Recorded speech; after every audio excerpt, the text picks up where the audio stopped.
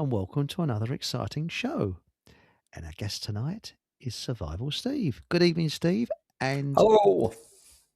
and Food for Thought Radio is due to start any moment, so we'll wait and we'll say hello to our guests in Food for Thought Radio. I think it's .com. So we're live now on Rumble, YouTube, Holy Land Radio, and Holy Land Radio FM. And we should be kicking off, as I say, in Food for Thought Radio any minute now. Club. Wake up your mind. Move. Fill up your day. Oink, oink. Smart little bites that brighten your way. You're listening to Food for Thought Radio. Here at FFTradio.com. Club, move, oink.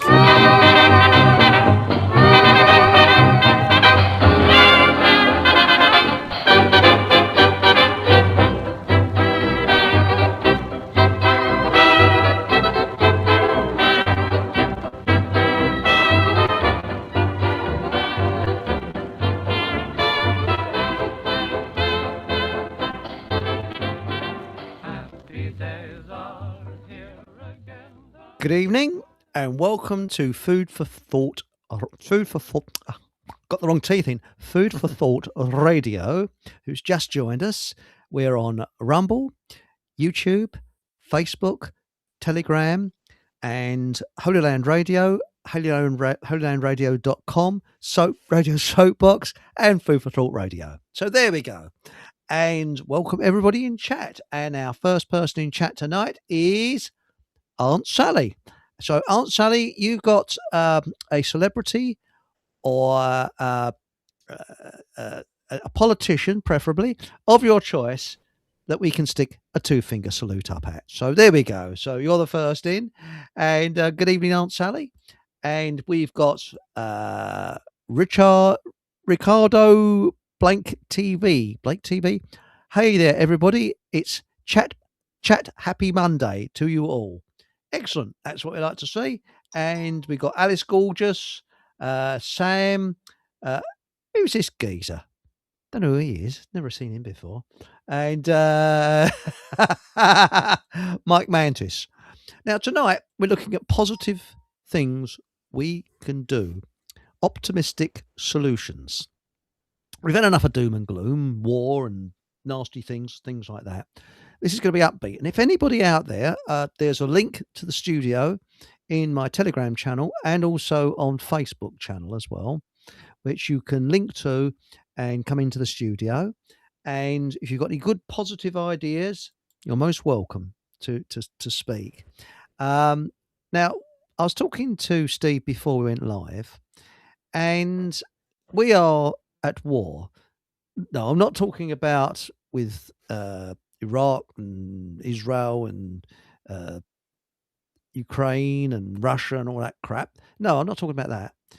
It's the powers that be against us.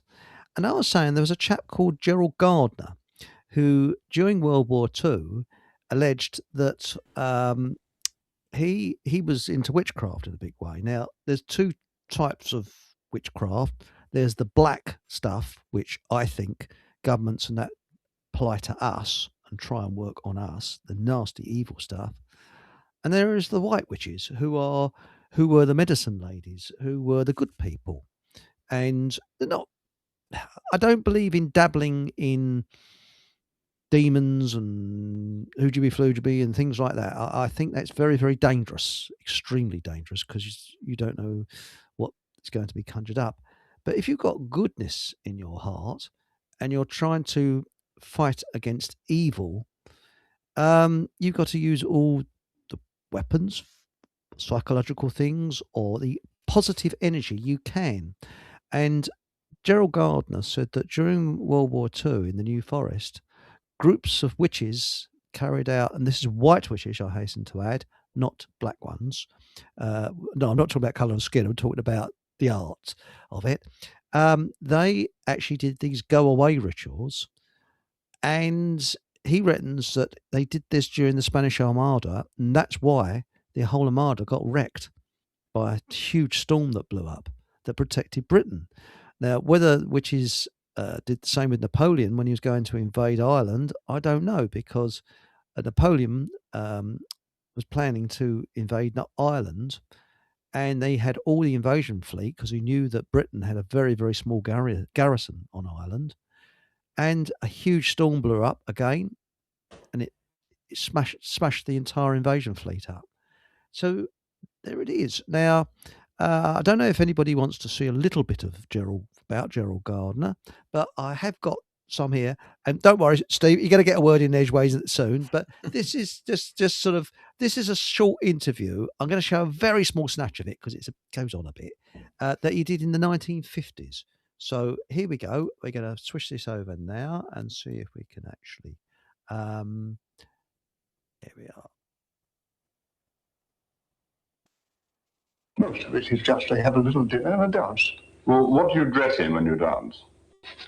The traditional witch's costume. Which is what? The skin. In the nude? In the nude, yes, exactly. Well, I would have thought that partly answered my question. Well, it really doesn't, you know. Dirty old sod. If you ever go to a nudist cabaret therapist, it's perfectly normal. Nobody thinks anything about it. Well, isn't that one reason why witchcraft in this country today is kept so secret, so undercover? Of course it is, yes. Partly. The persecution would make a tremendous thing of that. But, of course, it's the most ordinary and natural thing. And nobody does anything that you wouldn't do at any ordinary times. You can honestly say that witchcraft does no harm? No, I think it's absolutely no harm at all. And what do you think will be the future of it? It may die out. It's such a good thing. It's such a pity it should die. I think it will continue in secret. So there we are. That was a chap called Gardner. I don't know what to think about him because I don't like anything that dabbles in something that could whip up something nasty. But we've had feedback from Aunt Sally, who said that, well, she hasn't kept up with the news, so I'm going to go with Trump and Mr. Nutty Knickers. So it's to Trump and to Nutty Knickers, who is American, by the way. Did you know that? He's Polish. Yeah. I didn't know that. Yeah, he's and apparently, if they introduce the draft in America, his son will be medically unfit because he's 6'9" and the maximum height is 6'8". What a shame! Slap my thigh. And did you know that Donald Trump had heel spur problems, so he couldn't go to Vietnam? Oh. Poor soul. I reckon he was so sad about that. And he played a squash with heel spur problems. It must have been agony for him. I bet. Yes, we've heard about that. Yes. Sorry, I send other people to the front, but let's keep out of it ourselves. So there we are. So what's your view of that, Steve? Do you think that in a positive way? I mean, I'm talking out of ignorance. I don't dabble in black arts or anything like that. I don't like it. I don't, because it's dangerous. But if there are good people that can do good things psychologically to beat our enemy, is it worth using them? I'll throw this out to the, could we use a positive energy? I mean, I was thinking we could all, on one day, sort of focus on using thought, which is very powerful, a kind of go-away thought of governments, piss off governments. And we could have it worldwide. Everybody concentrates and says, go away governments, because I've recently had an experience of a go away thing. And I'm not talking about demons. Well, I am in a way. That's worked. So my, I don't know what this, might as well say it. I've got a relative that, somebody married my sister, who I think was possessed, and my sister's possessed. I haven't seen her for 16 years. And I got a letter from her husband earlier this year saying that my sister is in a nursing home. There's nothing wrong with her. She's something, he just didn't make it clear. And when I said, well, I'll visit her, even though I haven't seen her for 16 years. She said, "Oh no, not on your own." So I just sent a letter back. I know about demons. Please go away. And I haven't heard a thing since. And that was in January. Very successful. It worked. Just very, very simply, please go away. Simple words. And you can say that to anything like black magic or anything like that. You just say, go away. And they reckon that 9 times out of 10, he will go away. So, okay, over to you, Steve. What do you think? Well, why don't we throw that to the listening audience? Hello, by the way, and hello, Eric. Thanks for having me back again on your excellent show. Thank you. Well, what do I think? I mean, there's a few interesting points you've covered there. I mean, in terms of why don't we try and magically manifest government to go away? Well, if everyone listening tonight can ask government to kindly go away and see what the results are tomorrow morning, bearing in mind it's the third day of the third month tomorrow, which is number 33. See what interesting events transpire on that particular date, if any. Wouldn't surprise me. However, what I would say to that is there's also things that we can do which aren't quite so mystical, and that's just following normal day-to-day life, which is based upon real practical things that we can do. And let's call these things solutions, because Houston, we have a problem. And as I've probably said many times before, is the problems that we encounter in the world. I say it in the world today, but quite frankly, it's probably been the same problems for millennia. The problems we encounter are spiritual problems which are rooted in consciousness and are maintained by a state of ignorance. So if I was to break that down further, spirituality can, at its deepest level, be measured by a degree of freedom. So are we a society that embraces and accepts freedom? No, we've got very little freedom, and our freedom is deteriorating. Consciousness is a measure of perception. That means if we don't fully comprehend the causal factors or the solutions that can set us free, then we are going to be rendered combat ineffective. That's a military term. I'm sure people can deduce what that kind of stands for. It means that we are on the losing side. We are on the losing team. But ignorance, everyone knows what ignorance means. So these problems are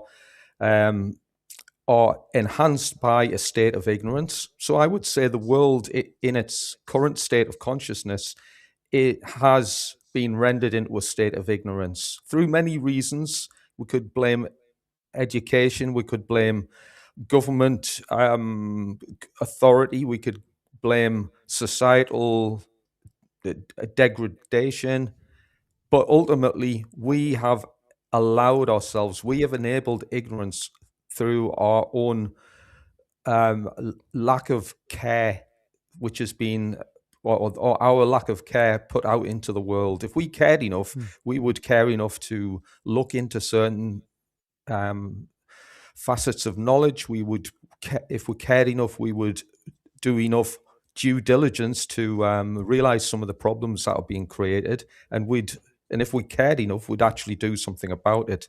But ignorance is and I'm going to use the term, I'm going to actually clarify this. I'm going to use the term willful ignorance, because there are two forms of ignorance. One of those conditions is nescience, and nescience is a state of not knowing simply because that information isn't available. Now, we live in an age when information is available to everybody at the touch of a button with the internet.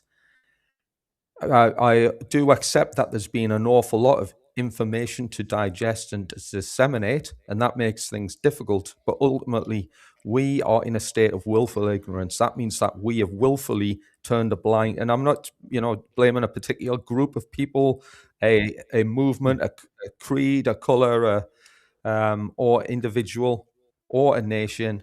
We, as the human species, as the greatest society of the world, have turned a blind eye to the truth. And that's one of the biggest factors that's enabled the current condition that we are in today. So we don't need magical mumbo jumbo to free ourselves out of a mess. We need to become less ignorant. We need to improve upon our perceptions and free ourselves from tyranny by having a deeper understanding of the problem and the causal factors. That's interesting because, for example, like what you were saying last night about we will need force to get these people out of government and put them on an island. I never thought that one through. And yes, I think we will, because they're not going to go easily. But I mean, Ricardo has said, how do I manifest my wonderful girlfriend out of hospital who has been in for a week now? Oh, I'm so sorry to hear that, Ricardo.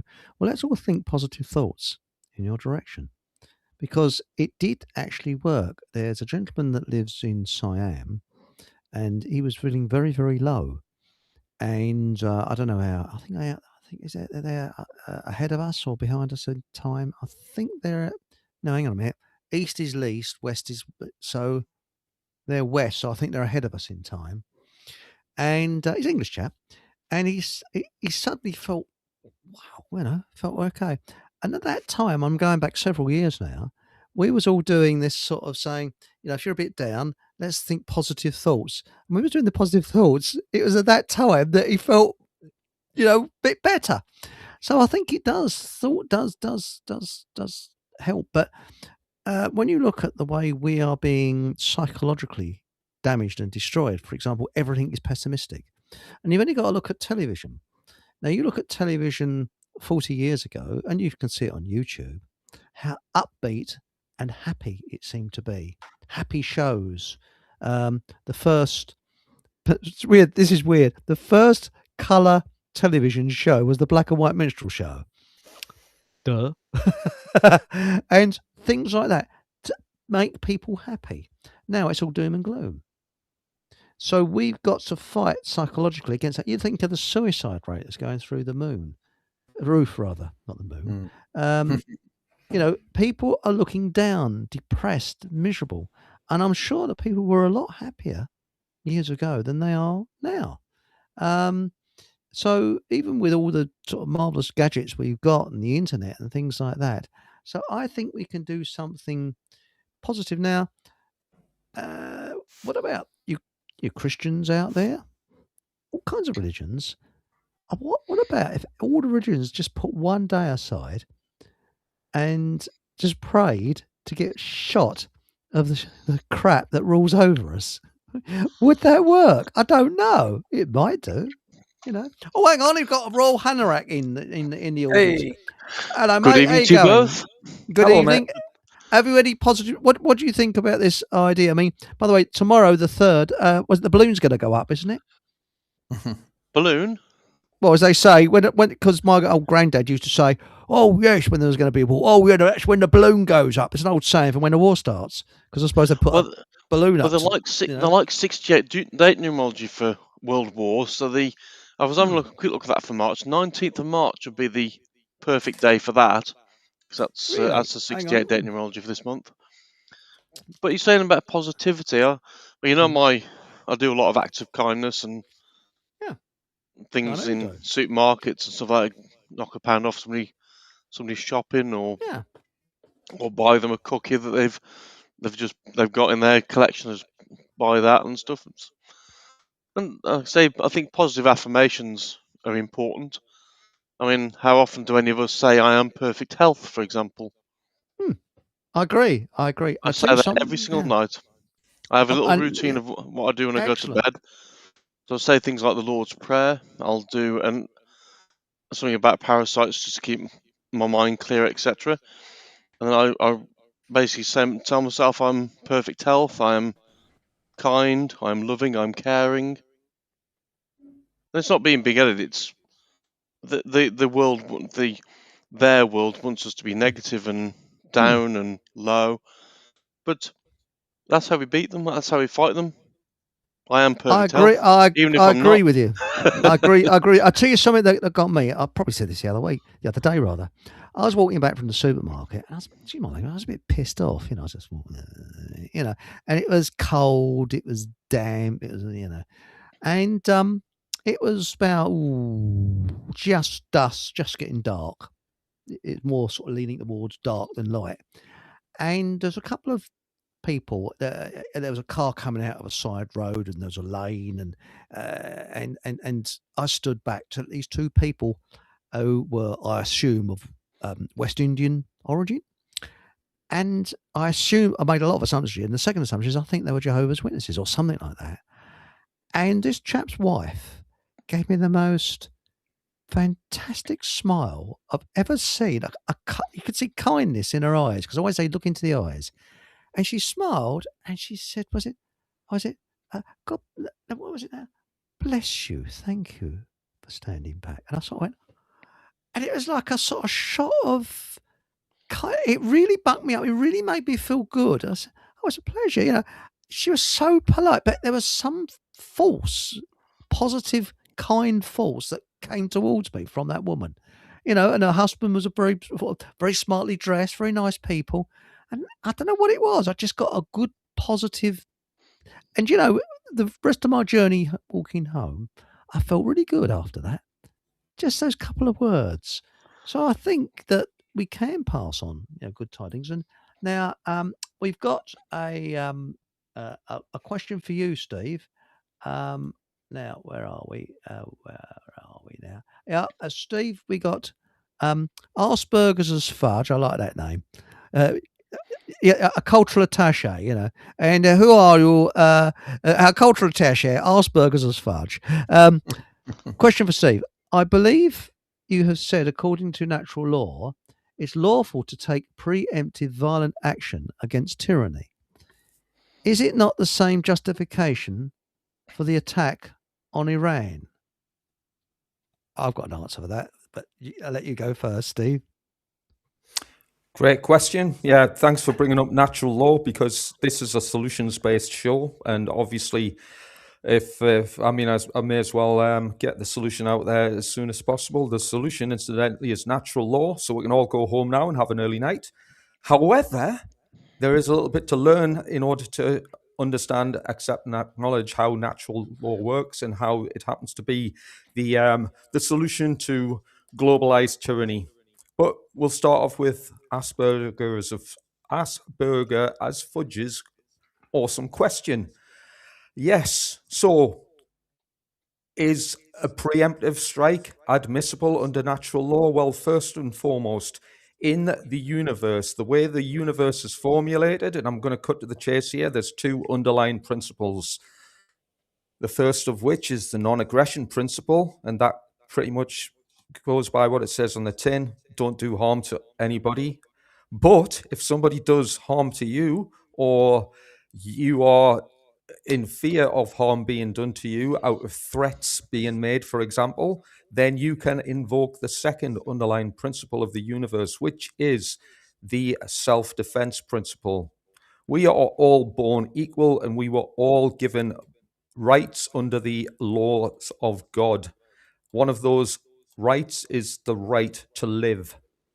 That is the right to live unhindered and free from harm. However, because we live in a universe that is not just predetermined, i.e., there is variables in the way that the universe is structured, i.e., we have free will. Well, other people have free will, and they might use their free will to initiate harm against us.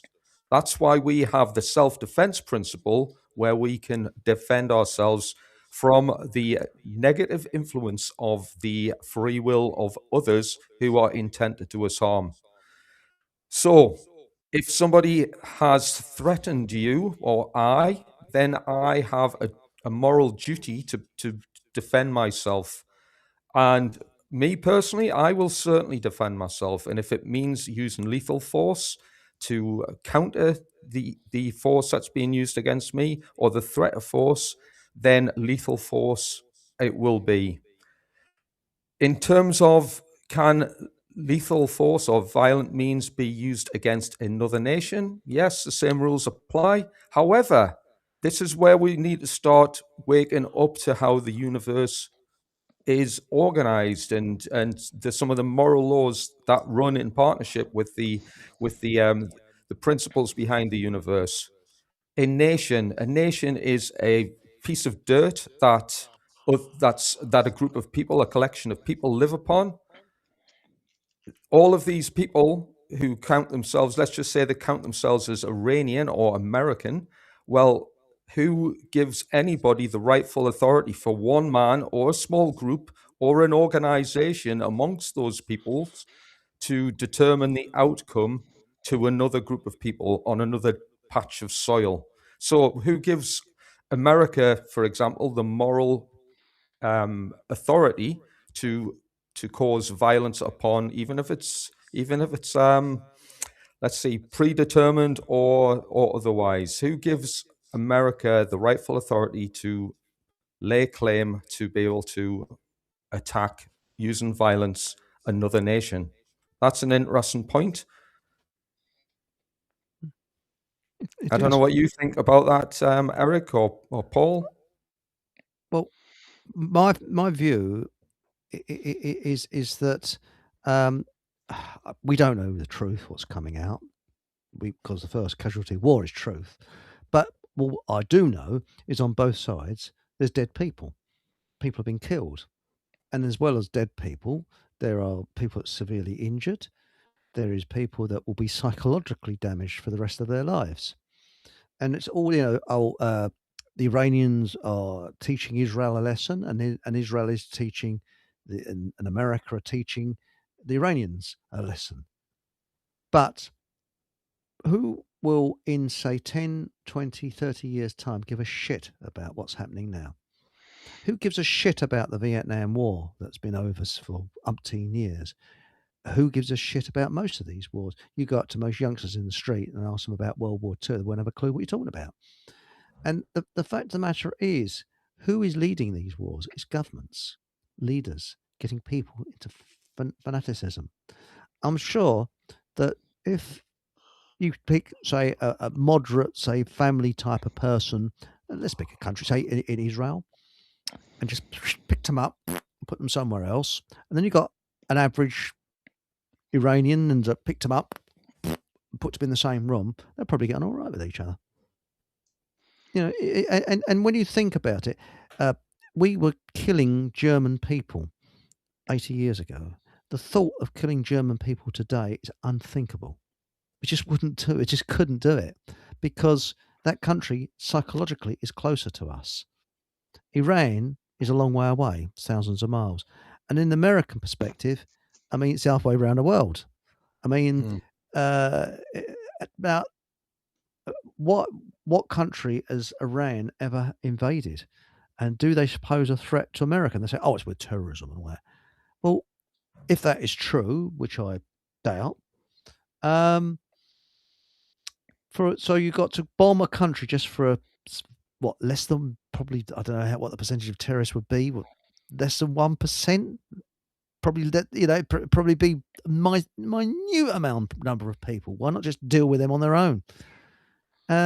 So it's going back to Steve. It's people following orders of what the government is doing. Yeah, and so that's all it is. So you're going to say no, let Paul speak. No, I was going to say, I suspect it'll all start with some propaganda, but of course, as I always say, that wars aren't ever between the likes of you and I. It's always it's always their world, the people who get richer every time somebody gets killed, etc. I mean, I suppose the thing is, we don't even know if it's actually going on, because, like with Ukraine, there was people who, when I go to the Stanley Park, they've got friends who live in Ukraine, and they've said there's nothing going on. It's a huge country, though, isn't it? It's absolutely enormous. It is a huge country, but they're in. Not the BBC was saying about there was fighting in Kiev, and they said, "Well, we're in Kiev, and we're just going about a normal day." And there was even footage on one of the news channels where they showed these people, the news presenter in a flak jacket and all the rest of it, and somebody walked past with their their shopping. Oh, I saw that. Yeah, and he's there like this. There's this old dear walking along behind. Behind the That's it. Yeah. Hello, young man. There's no war here. What's you doing in that? It's probably in this country. Seriously, I mean, It probably is. It's probably in Harlow. BBC. But was you, Steve, in any? Obviously, I don't want to pry, but was there any sort of like news people around any of the things that you were in? You think, what the bleeding hell are they doing here? Did you have that situation? Occasionally.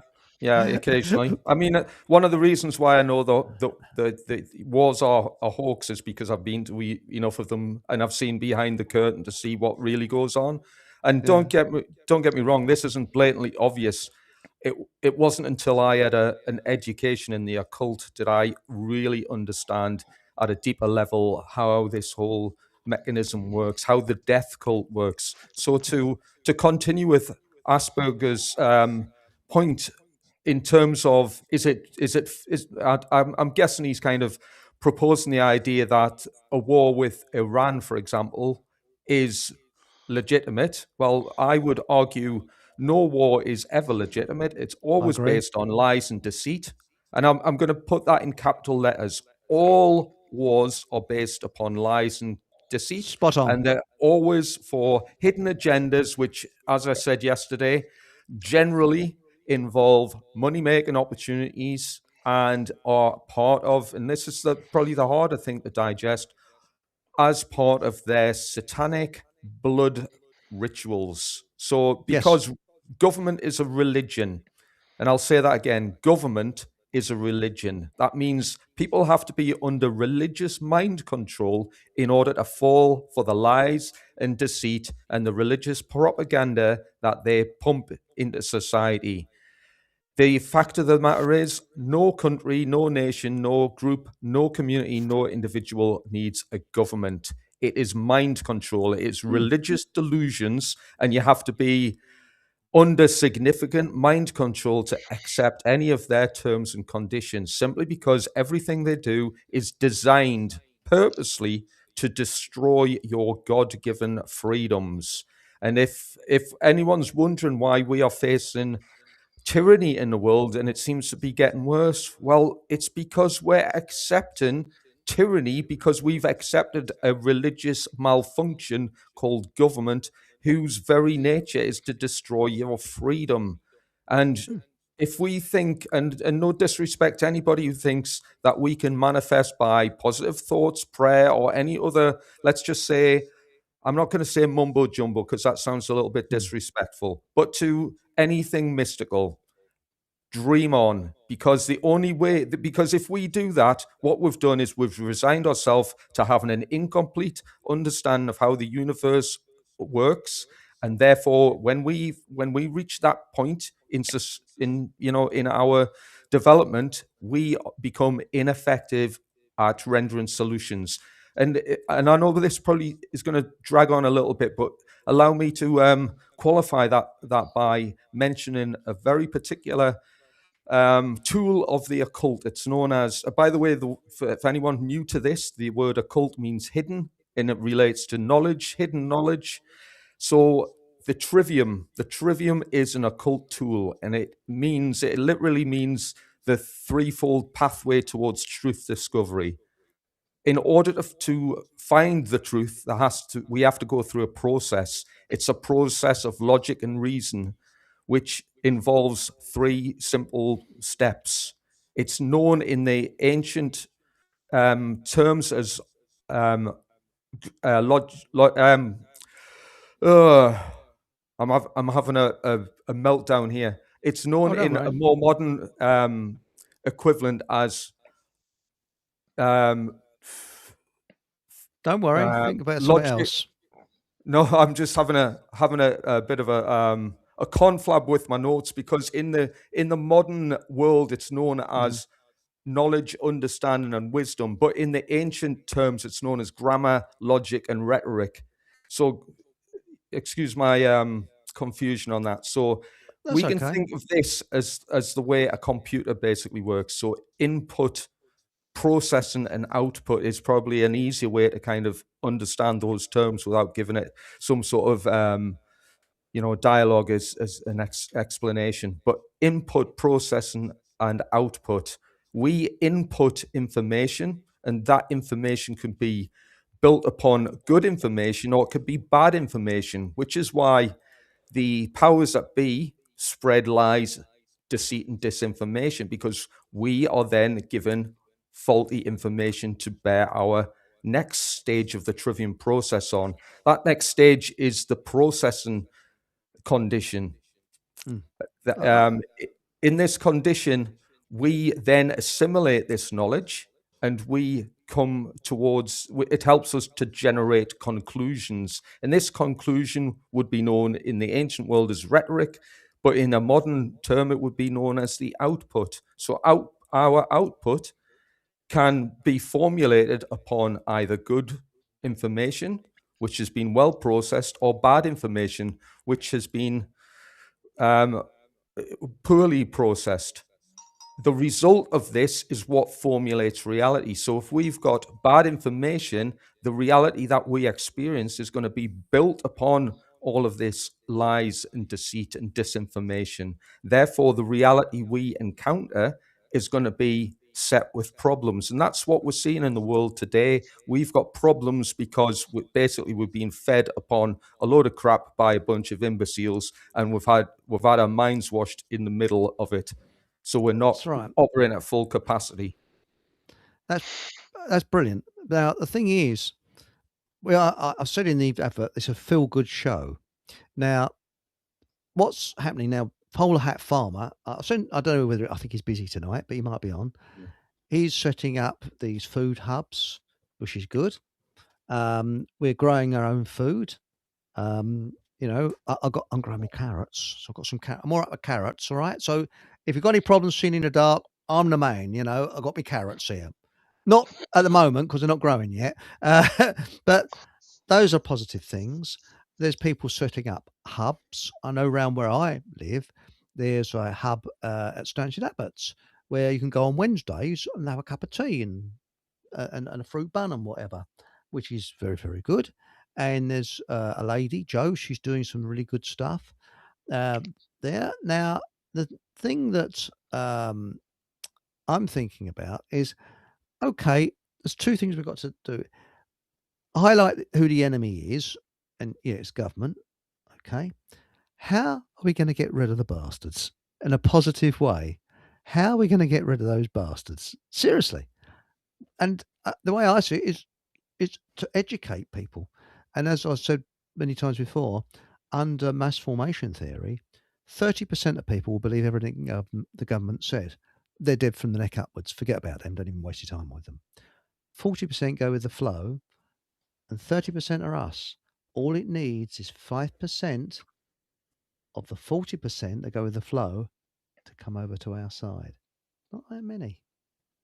So I'd say that many have moved across anyway, to be honest with you. Because I mean, if you think back 5 years during the nonsense, I mean, how many people would walk up to say you're selfish for not wearing a face nappy, or oh well, you shouldn't be you shouldn't be travelling, and this that and the other. But now, as time's gone by, now the majority of people are on side, or a lot more people are on side, and they see through the lies. From what I see of pretty much every topic that we talk about, like the electric vehicles, the amount of backlash that gets when people like I used to get things from Auto Traders saying about electric cars, and the amount of negativity that was going back to these people to say, well, they're crap, basically. I'll stick to what I've got.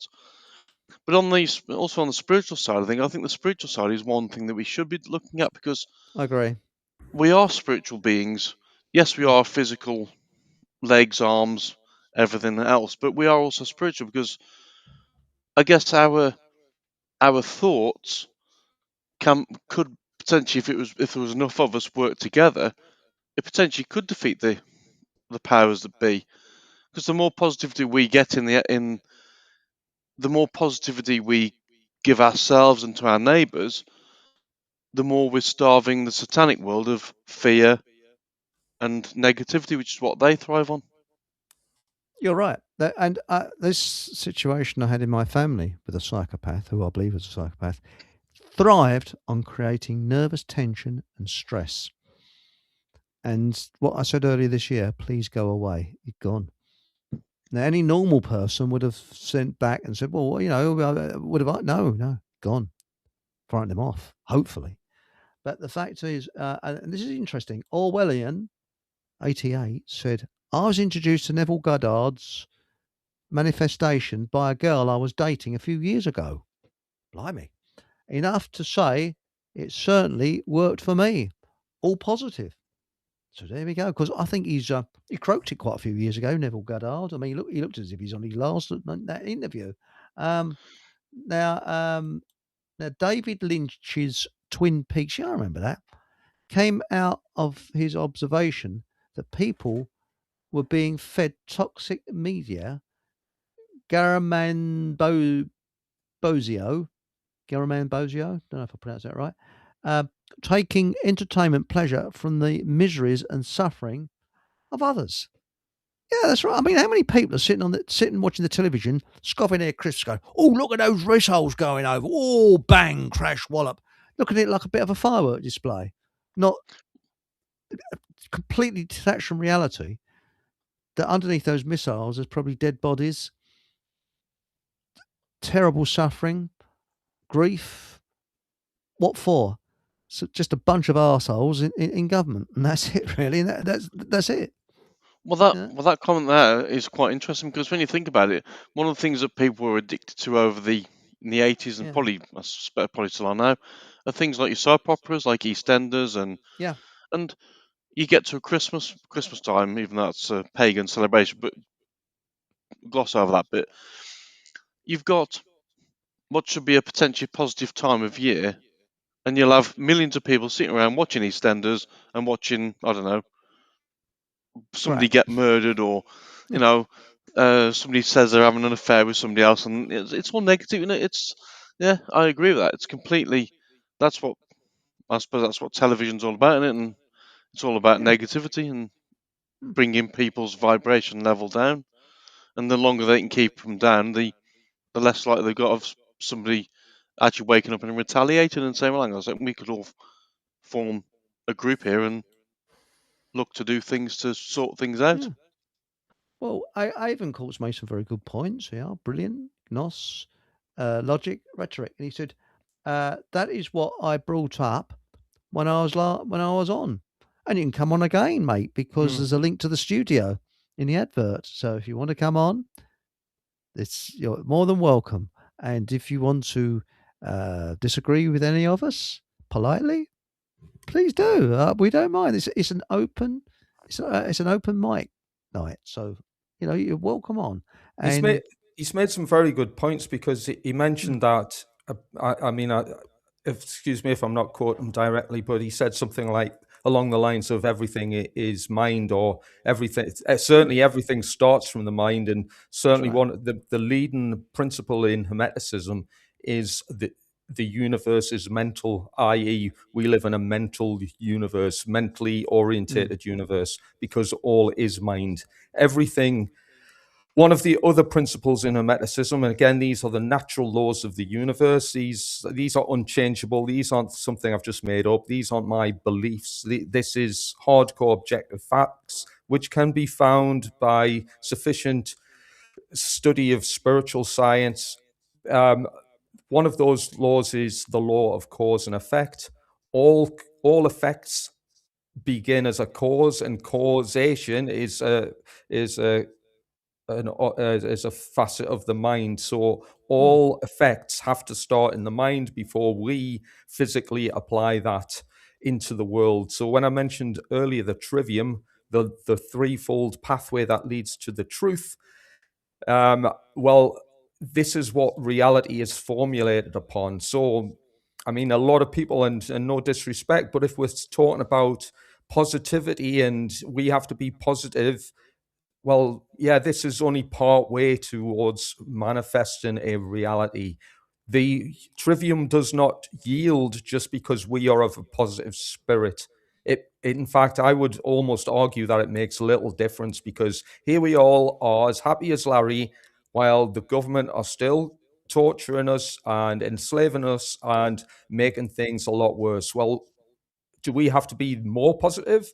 Or what is the amount of positivity that is required in order for the government who are trying to destroy us? What degree of positivity is going to affect that? The answer, of course, is it's irrelevant, because the trivium is what renders the differences and the changes required in the universe. And as I said, it's based upon information, grammar, logic, and rhetoric. So at the grammar stage is information. We take in information of a good, objective, factual based truth and principle, not EastEnders fairy tale garbage.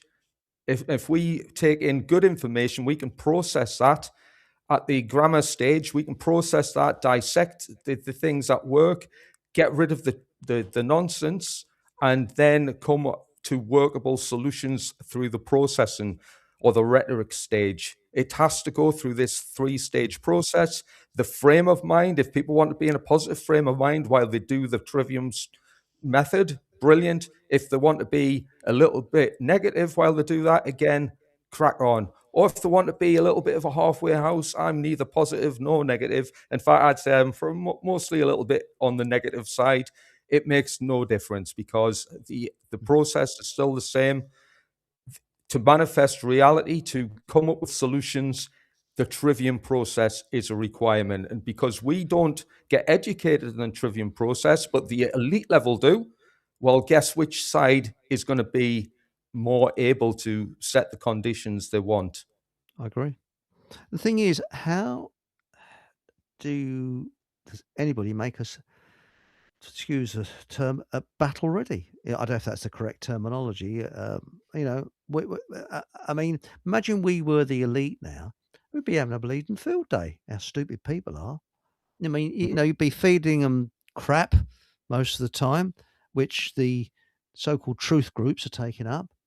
You would be, you'd probably open a shop in Glastonbury selling, was it what they call them, dream catchers and shit like that, and going all woogie woogie wonky willy wonky bonky wonky.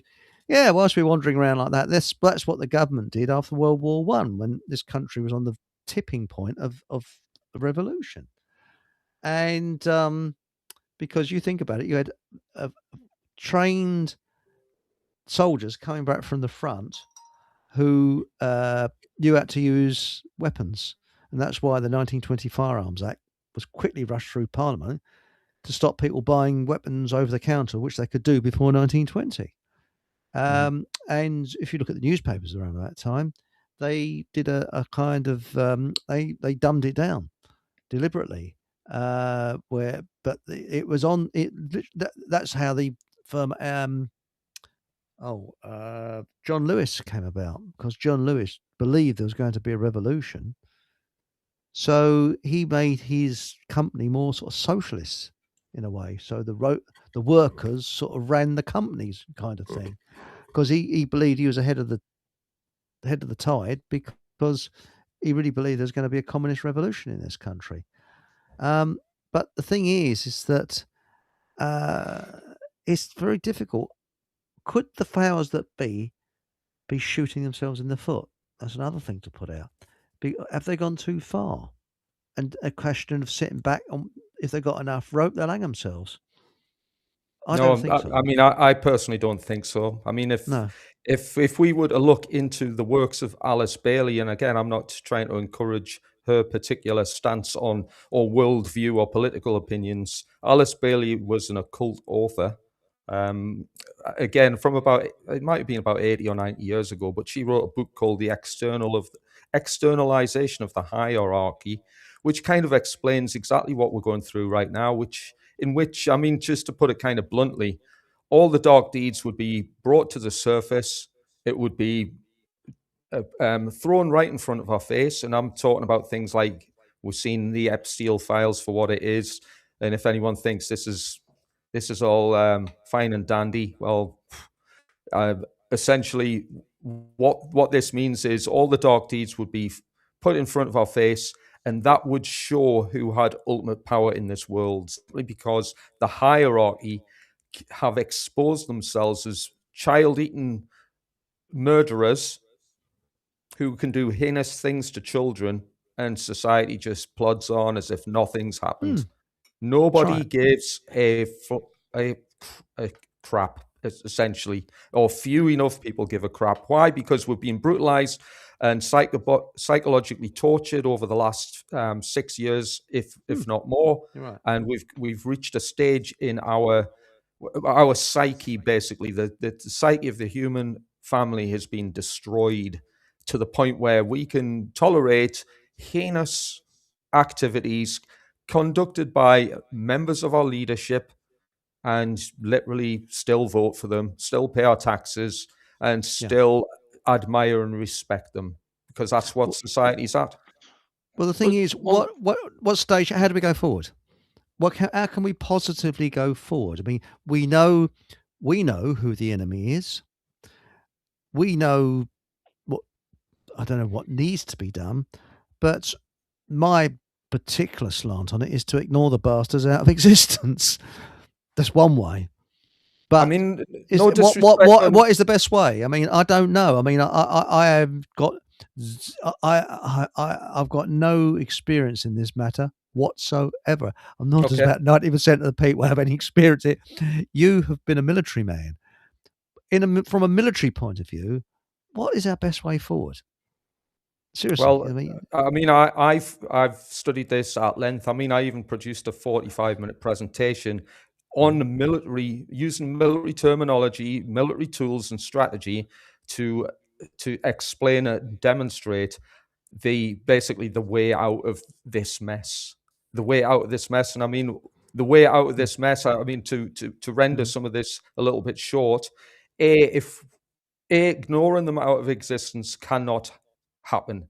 So, and no disrespect to you here, Eric. No, it's okay. It's okay, because this is what the show's about: finding the answer and people admitting that they're wrong. So I don't mind it being wrong. So carry on, mate. Okay. Seriously. Well, if we ignore the problem, what we've done is we've failed at the first hurdle of the trivium. The first hurdle of first step of the trivium is to gather information. So if we ignore information, and I'm gonna generalize here with one particular group who ignore information. And this is the New Age community. So no disrespect intended to the New Age community, but the New Age community ignore darkness out of existence because it's too afraid that it'll somehow manifest into their delusional reality that if they accept darkness in the world, that somehow it'll affect them. Yes, it will affect you and it'll affect everybody simply because a large number of people ignore it. And while it's ignored, it carries on and it grows in the shadows while we've got our backs turned and one eye shut. Because that's what many people will talk about the one eye symbol. Well, the one eye symbol is basically we've turned a blind eye to the truth. And remember, the trivium is the process to discover truth. So the New Age community, a big fat nothing burger from me, because basically you've ignored the problem at the first hurdle and you've all failed. So that leaves the truth community. The truth community are still at a tactical disadvantage. And I'm saying some harsh words here. No, carry on, mate. This is what we want to hear, because I don't mean to cut in, but very, very briefly, this spiritual awakening, that was devised by the British Secret Service after World War One. And there's people saying, it's because there's people going through terrible poverty. The poor sods have been in the trenches during the First World War. They come back limbless, unemployment, stress, terrible hardships, but don't worry, it's going to be a spiritual awakening. And part of that was used with the hippie movement, the Vietnam War, by the CIA, because it was so successful. And it stopped there being a revolution, because there's going to be a spiritual awakening. Bullshit. Anyway, carry on, mate. Sorry. No problem. I mean, there needs to be a spiritual awakening. And I mean, a lot of people in the truth community believe that they're already there. And again, this is one of the reasons why and I use the terms combat ineffective simply because that's what happens when an opponent is not in the fight or not capable of winning a fight. They are combat ineffective. So I would say the truth movement, as hard as it sounds, and this isn't a disrespectful thing because I want the truth movement to win. However, it needs a massive kick up the behind in order to get there, simply because it's concentrating on the wrong information and therefore it's failing at the first stage of the Trivium process. It's got incorrect information at its inception phase, so therefore it can't process the correct information in order to formulate the reality it requires or desires. So therefore, the truth movement, and I'm generalizing here because I know there's people out there who get all of this and are understanding of esoteric information and the occult, for example. If esotericism and the occult is not part of our curriculum, then we are fighting the losing battle because our opponents are experts in esoteric information and the occult.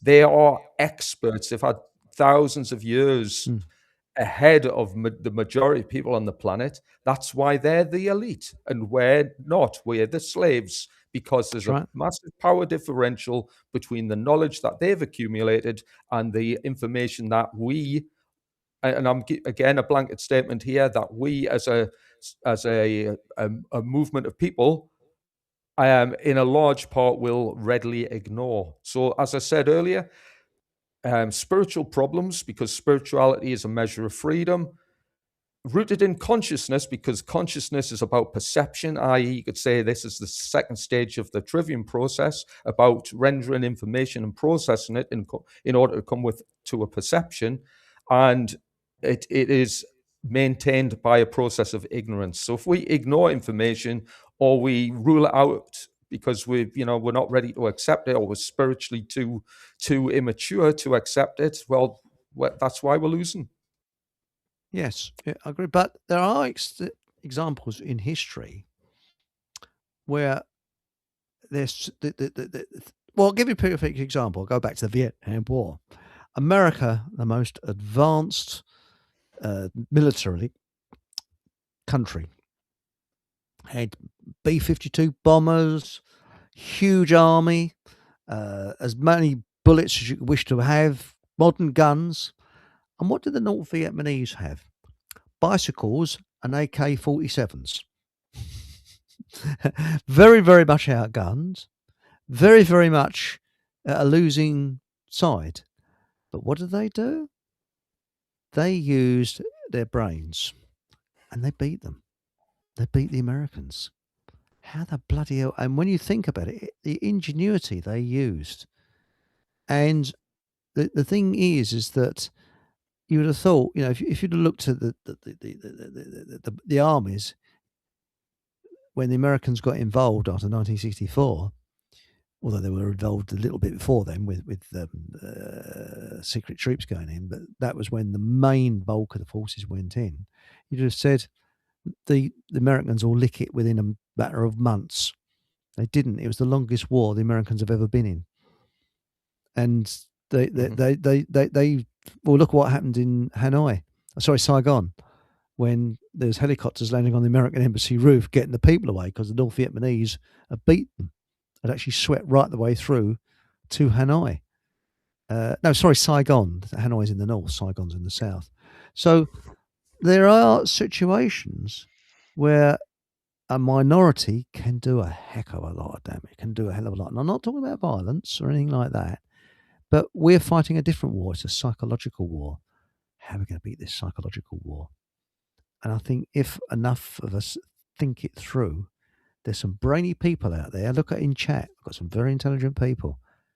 I think we can outmaneuver those in power. I'm optimistic. I would say if we want to stand a chance, we've got a hell of a lot of catching up to do. I would almost say, and this probably doesn't sound as positive as you want for this show, but no, come on. we're on a collision course with a major defeat, simply because we're not waking up fast enough and we're not applying the correct information at the right time in order to be effective.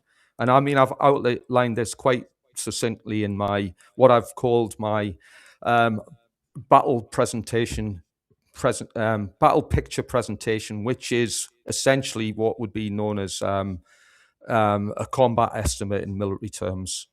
In other words, how are we going to affect a winning strategy? I mean, a couple of things that come to light out of that is, I mean, I've literally come to the conclusion that there's a couple of things that would be very beneficial. One is precision, what I've termed precision education, rather. Precision education. This precision education is not, let's just bomb burst into the conspiracy rabbit hole. Let's refine that information. As I said, the trivium is built upon at its early stage information. Let's precisely define the information that is required, and that precision education requires an understanding and a working knowledge of the occult, the hidden knowledge of how the universe functions. If we understand the secrets of the universe, then we are going to be at a similar level to the people who are trying to destroy us. The second of which is a battle-winning mindset. Because some people will use the term positivity. I mean, that's great, but I would say battle-winning mindset, because not everything in war is going to be positive, and not everything in war is going to be, and as you could probably guess here, not everything is going to be pretty and paint a pretty picture. Because if it means coming to blows with your opponent, because when somebody's knocking down your door and wants to stick something poisonous in your children's arms, if you think that a positive mindset is going to change the will of these people, then you're on a hiding to nothing, and I don't think your kids are going to appreciate your lack of fight. So therefore, there is scope. There's certainly scope to have self-defense, the self-defense principles firmly rooted into our understanding and physical ability. But there's something that comes from that, in that if we aren't spiritual beings, one of the things the elite have been doing their utmost to do is to block out our pineal gland, like with fluoride, for example. There's obviously something there that they are afraid of, that we are perhaps more powerful than we think we are, and it's not just about the physical thing, it is also about the spiritual side of it as well. I mean, we have thoughts. I mean, we all have thoughts, positive, negative, whatever. And sometimes you can sit at home and just drift away with your thoughts. Now, are we the only beings that do that? I mean, do cats and dogs sit in front of a fire and think to themselves, rather than actually saying it, think to themselves, "Oh, I'd like to go and catch a bird in the morning," or does it just react on what it sees when it's out and about? Us as people, we do have thoughts beyond what we're speaking about. So I mean, you're both sitting there at the moment, and I suspect you're both thinking about something. You're right. So that to me is a spiritual way of looking at it as well. And I still think that the spiritual side of things has, the more positivity there is out there, the less chance they've got of winning against us. And I'm not saying going down the road saying, "Oh, good day to you, good day to." What can we do though? But what can we do? What can we do? This is the thing. You see, we've been made to feel helpless, that we can't do anything, but we can. And this is the thing. I mean, when you see how people have been so brainwashed into believing in government, it's frightening. It really is how frightening. But I mean, I don't know. Going back to what's happening in Iraq, so there's loads of reports that the Strait of Hormuz has been closed. I don't know how true that is or not. I mean, have you been out? Is there queues at the petrol pumps? I haven't been out for the last couple of days. Have you noticed any queues at all, Steve? I've noticed. I don't know. Wouldn't surprise me though. Because as I said, one of the key principles of behind war is simply the money making opportunities. And if you can just, as you said yesterday, if you can do something to affect oil and gas prices, then they'll do it. Well, why wouldn't they? Because they make free money at our expense under their financial system of control. I mean, can I answer Paul? Because I think Paul came up with some great points. And I mean, I was thinking about what Paul was saying as he was speaking there. So, I mean, Nathan as well in chat has also mentioned a great point about a positive mindset. So, I mean, I've mentioned that the mindset that we require needs to be a battle-winning mindset, but it also needs to be also one that's geared towards a precision education, i.e. we need to take in information that's going to be vital, such as vital knowledge, that will help us to come up with a strategy on how to defeat a common enemy. So if we can't identify a common enemy, then again, we are going to be rendered combat ineffective. And at the moment, in this point of time, we have not, as a community, have identified the same common enemy. So one of those enemies, so there's more than one at this stage, one of those enemies is our own government. But most people can't seem to function without having government ruling their own existence. So if that is the case, then our mindset is not developed enough, or it's not spiritual enough. So this is where Paul's point is excellent. We have got a spiritual mind. I fully agree. However, that spiritual mindset needs to be augmented. It needs to be educated. It needs to be strengthened. It needs to be encouraged. It needs to be educated. Spirituality is a measure of freedom. And if we're not free, well, we're not free because we don't even think free. If we think that government own us, then we can't be free at a causal level. You're right. And if we're not free in the mind, we can't then do the processing necessary to develop the physical requirements that build freedom into existence. But then something's obviously gone on in the respect that they seem to be in panic mode. In that, I mean, I look back at some of the, obviously we had the jibby jabby thing, and a lot of people fell for that.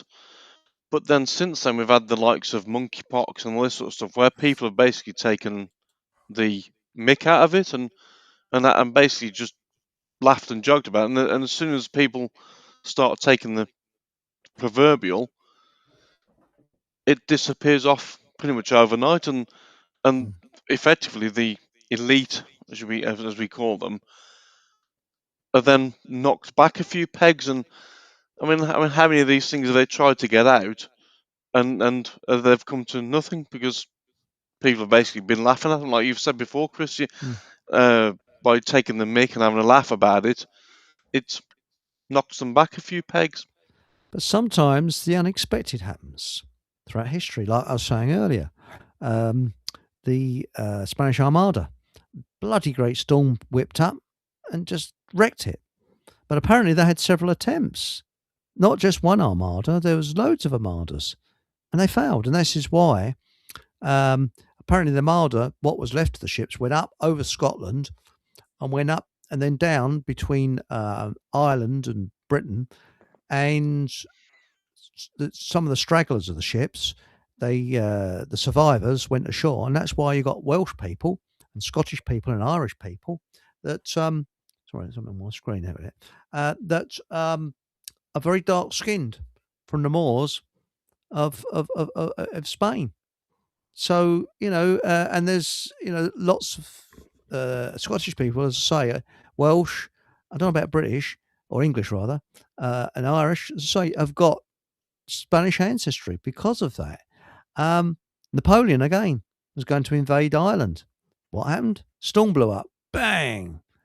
Napoleon went to invade Russia. What got him? Weather.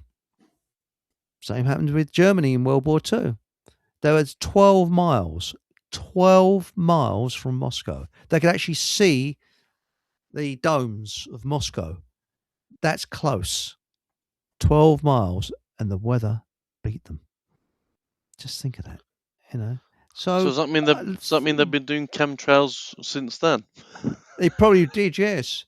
Now, as an interesting, yeah, you got to go. By the way, the sky this morning, bloody Nora. I looked out, there's bleeding lines here, there, and everywhere. Now, Warhol Rex says Israel is doomed demographically. Their elites know they are in an end game and have little to lose. Make you follow your own rules while you find exceptions for theirs. Yes, and what I don't like is their Samson plan, so I heard. And that is, if they can't win, they'll blow themselves up as well as everybody else. That's the Samson option, because Samson pulled pushed the columns away in the temple where he was, and the whole bleeding roof came down, killed everybody, including himself. So, that's the Samson option. And Exo has said, and Columbus was lost in 1492, but suddenly a guiding light appeared to navigate from. I didn't know that. So these things do happen. I think there are guardian angels. I mean, look at the angels of Mons. Have you heard of that one? Yeah. Now, I don't know how true that story is. It's nice to believe, but what's your angle on it? Do you think there's some truth in it, or do you think it's bullshit? Well, I can only go by eyewitness accounts. But what I would say, tangible, real things that can be kind of proven or, fathomed in some respect is, well, what's happening in the world today and why? So these are questions I ask myself. Well, what is happening in the world today? Well, it's globalized tyranny. Why? Probably to initiate the New World Order under a technological AI governance in which the majority of the human race are exterminated or enslaved even further than they are now in order to profit the ruling elite. That's what's happening in the world today. And why? How do I know that? Well, A, we're losing, and B, they're winning. So despite, to go back on Paul's point, the monkeypox thing, or the arse went with the monkeypox, so they withdrew it, or the next lockdown they withdrew that, or various other little things that we would take as wins. Well, we've won absolutely diddly squat. We've won nothing. We've made no ground. We're losing. In fact, I'd say we're losing more than we were before, simply because, well, they've managed to completely destroy, almost completely destroy an established city in a Middle Eastern state several months ago. I'm sure you know which part of Gaza City we're talking about there. Yes, horrendous. Now they're continuing to destroy more Middle Eastern territory in many other countries. Well, what's happening on the news? I've seen very little. What's actually happening in reality? I couldn't even speculate, because I don't know enough yet to see the battle damage assessment and make a decision on that. But it seems likely that many people are going to be killed, many people have been killed, and many people will continue to be killed from the actions that worldwide governments are making. So I would say governments are very much in the winning stage at the minute, because they're managing to do all these things. You're talking about polluting the skies earlier. Well, if we're winning, or if we're making sizable advances, well, they're still polluting the skies with a program and initiative which actually is called Satan, Satan. That to me is not a good sign of making any advancement in a winning condition. Satan means stratospheric aerosol transportation and nucleation. It probably sounds fun to the people who've come up with that scheme, but ultimately they're still polluting the skies, they're polluting the water, they're polluting the air, they're polluting the plants, they're polluting our blood. That's right. Part of their world domination is to do all of this heinous stuff to us, and somehow we're still paying for it and funding it. So You're right. But look on the optimistic side. Before we had lockdown, and when they were talking about the and most of us were concerned that they was going to make it compulsory. And I had sort of visions of some uniformed arseholes literally dragging me out of my house, and plunging a spear into me. That didn't happen. Now, and people are beginning to wake up. More and more people. Now, even Alvin Kurt said, "What do you guys make of CERN?" Was that one in Switzerland, isn't it? CERN's logo is 666 for start off. Yeah, what about these strange portals that are supposed to be opening? Well, isn't there supposed to be one in? I know Blu-ray mentioned there's something. That's one of the things with regards to Iran. There's a portal. One of the portals is supposed to be there, which is what they're trying to get to. That's what I heard. The same in Afghanistan. There's supposed to be a portal there as well, isn't there? And isn't it strange that Pakistan has declared war on Afghanistan? And I don't know if Pakistan's up, excuse my language, America's arse, but it wouldn't surprise me. I don't know. I'm not into geopolitics, but isn't it? They've chosen the perfect time to do it when the focus is on Iran. And of course, what's happening in Gaza? I wonder if that's still going on. Mind you, I don't think there's much more they can do to damage, to just level it. Well, I mentioned this at work the other week. That do you notice how the news is? I mean, I don't read the news. I decode it, but that's as far as it goes. But we had all this information about Ukraine, and then all of a sudden it's disappeared off. Then it was all about Gaza and Israel, and it's disappeared off. And now we're on to another one. But the other two seem to have just, Ukraine.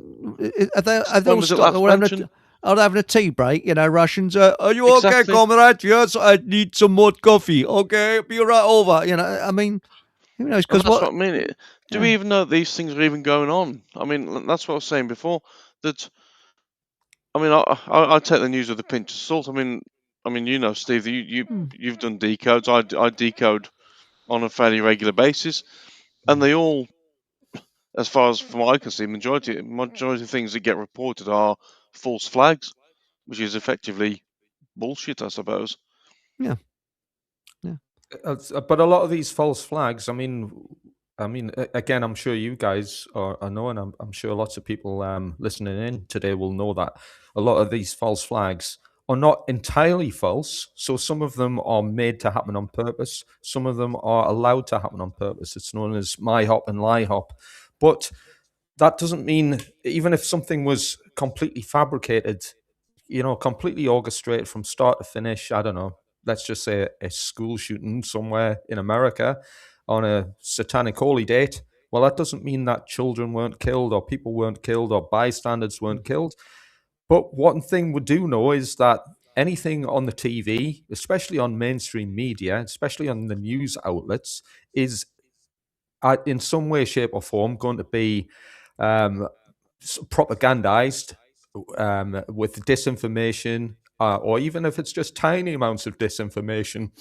Again, if we are rendered at the early stages of the trivium process with false or misleading information, the reality we formulate is going to be, again, disjointed and unstable, which is why we're seeing a lot of instability in the world today, because we've been we've built our understanding, our appreciation of this universe on a lot of misleading information. I mean, I don't watch the news at all. I've seen next to nothing about what's happened. Well, brilliant. This is what the entire truth movement should have stopped watching the news 6 years ago when they started lying about the medical narrative.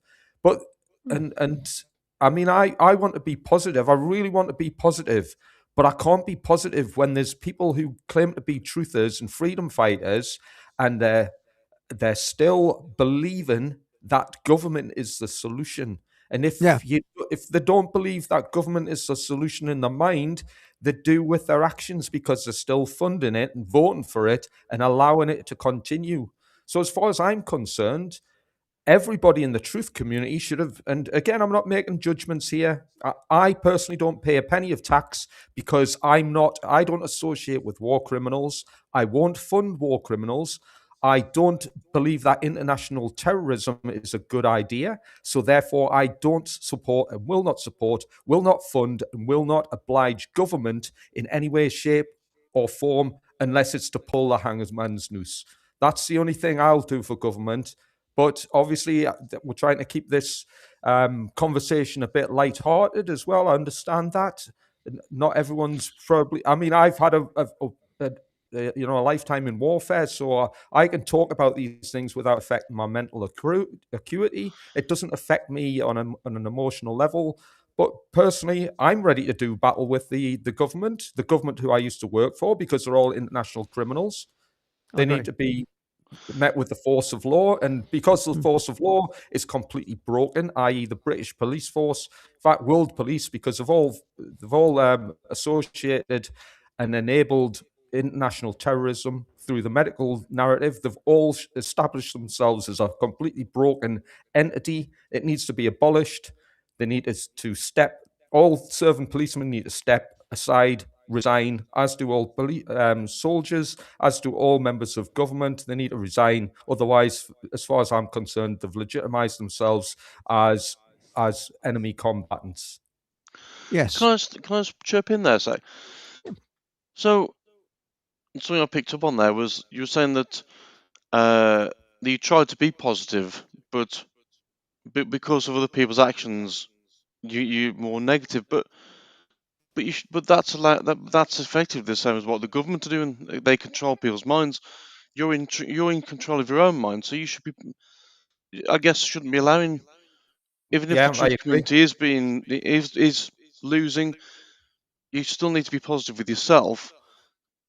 I don't know what I'm trying to say there, but it's important to be positive from the offset, and I think otherwise that's basically being mind controlled along the same sort of lines, isn't it? That allowing other people to control how you feel. But you should. But I mean, I have shitty days at work at times, but I still try every day. I'll still go in and say good day to people, good day to you. Have a fantastic day, even if I've had the worst day out there. But I don't let it get to me. I used to. I don't get me wrong. I mean, 7 or 8 years ago, I was the most negative person out there. But something changed, and I thought, well, this is no good. It's everything. If you're thinking negative, it's negativity comes with that. But if you think positive, I mean, I've said it before. I do my little acts of kindness, and somebody at work in front of me in the cafe had got these things where you got you get the stamps for how many drinks you've had, and she said, "Oh, the bloke me, give him my free drink." So that to me is the universe working. I'm doing good things for other people, and treat little bits here and there come back to you. I agree. It does. Positivity brings back positivity. Yeah. We can't let these people bring us down because we think we're going to lose. We're not going to lose. We are going to win. We've got to win. We have no choice. And also, sorry, if I can just cut in there, I think they know how to change frequency. And Tesla said that about frequency. I just mentioned that when the lockdown started, or when the spearing started, I went down to the high street, and the frequency, the energy was completely different. It was weird. So over to you, Steve. Sorry, mate, I didn't mean to cut in there. No, it's not a problem at all. I mean, Paul, these are great points. I mean, I'm not trying to discourage what you're trying to say. I mean, I think I kind of get what you're saying. A positive mindset is important, but again, I don't consider myself to be negative. I'm just being realistic. So when I say the truth movement or combat ineffective, it's not because I'm downbeat. I'm trying to bring everybody's mojo down. Not at all. I'm trying to be realistic. If I work with a particular unit in the armed forces who would consider to be at the high end of their game. We never just to give high fives and talk about how cool we all are and keep our vibes up. No, we would train until our fingers bled. We would then, when our fingers bled, would train until blood was pouring out of our eyeballs. We trained to the hardest extent of our capacity, because that's how winners are born. They're not born by high vibes and positive, happy thoughts of happiness. They're done through hard work, determination, courage, and strength. And this is what needs to. And if I tell people in the truth movement they're starting to lose, that's, to me, that's not trying to knock them down. That's trying to tell them you need to start making your fingers bleed. If you really want to win a pathway out and become victorious, you need to start educating yourself on this precision education. You need a battle winning mentality, and you need to train like demons in order to establish the reality that you want to establish. I mean, there is a bit of a difference between the new age notion of positive mentality and real world positive mentality. And again, I'd like to say I agree with you, and I kind of do in principle, but as long as there's that delineation between realism, i.e. what can realistically work here, and what is just pie in the sky sort of new age fantasy. I don't know if that makes sense, Paul. It does. Yeah, it does make sense to me. Sorry, mate, Paul. Yeah. I understand what you're saying. I actually think some people enjoy doom and gloom. They like being in their own. Some people enjoy being miserable. I really do believe that. And I found that a lot of these truth movements, not all, are very depressing, full of manic depressives. Oh, well, it's getting worse. Oh, things like this. But I think this thing about frequency and energy, you change your frequency, and it's surprising. Like that woman, that West Indian lady, she changed my frequency by just being a charming smile and kind eyes, just saying something nice. It really cheered me up. And I think Spike Milligan, he said, why not try and start an epidemic of smiles? Go and just smile, people. So have good morning and big, and I think as Oliver Hardy summed it up, he said, if the whole world was polite to each other, there'd be no such thing as war. He's right. That is the thing. But I actually think that something will happen. We can't wait for it, that we least expect. I really do. And as the late, great Dave Starbuck said, he reckons that the powers that be will collapse like a house of cards when we least expect it. And I get the feeling that's imminent. It does feel like it's heading that way. Well, I was listening to a YouTube video, and this bloke was, either he's a good bullshitter, but he works in security, high level security, and he looks after the stars. And what they do, they look as if if the star is going to be attacked by anything, and they look at a lot of these stars have their phones hacked and computers hacked and things like that. And this chappie was saying that this Epstein fella, what he would do, he was a blackmailer, and he would invite people over to his place, offer them a girl, or boy, or whatever, and so it's a girl, and the person did not know that the girl was underage. Epstein would make sure they're being photographed, and then they could blackmail this person for the rest of their lives. And he reckons that he just lured people in, and he was working for the country that is now bombing the crap out of Iran. And I'm not talking about America. So that's what was on YouTube. Now, whether you believe that or not, I don't know. I don't know whether to believe it, but he seemed very believable. But again, all the information we have is second and third hand. That's it. And hello, we've got here a question for Steve. Steve, this is Alice Gorgeous. What percentage of the population of England do we need on side to win this? The obvious answer would be all of them. However, the realistic answer, I would double what we've got now, times that by 10, and maybe drag some stragglers from another country just to augment the dwindling population who've got the required level of fight in them in the UK? I mean, again, that's a brilliant question, Alice. I must admit, I don't know in terms of, other than perhaps what Eric quoted earlier, which was based on Matthias Desmet's understanding. He came up with an equation, which probably sounds... It certainly sounds like it's a likely kind of realistic expectation. 5%. That's all we do. 5%. And we use Brilliant. nudge. And I think we should copy what our enemy does. Use nudge. Nudge things, we use, copy them. And hey, we got Patrick in the studio. Hey. Afternoon, Patrick. Was it, if you have any great ideas, that's great. If you've got any great ideas, please come into the studio. And we're all ears. We like to listen to, because we want this to be an upbeat show. We want to be positive. And what was it? Not battle ready, shall we say, or optimism, because you can never win a battle with pessimism.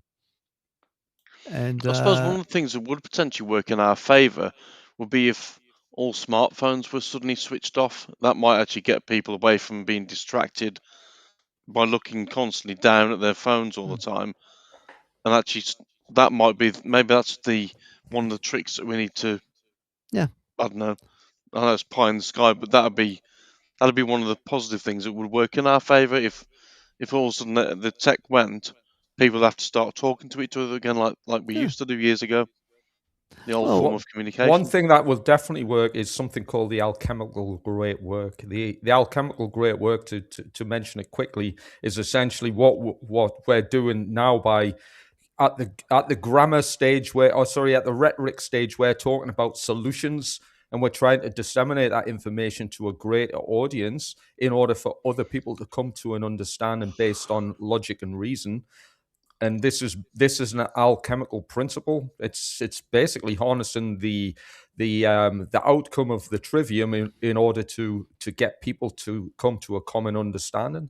And again, this is why I promote the occult, simply because the occult is the body of work that helps to enable natural law into fruition.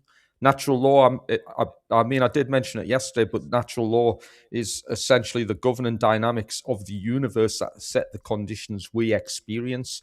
And this is formulated upon our collective behaviors, the consequences of the actions that we put in the world. And this generates a law in nature, which is known as the law of freedom.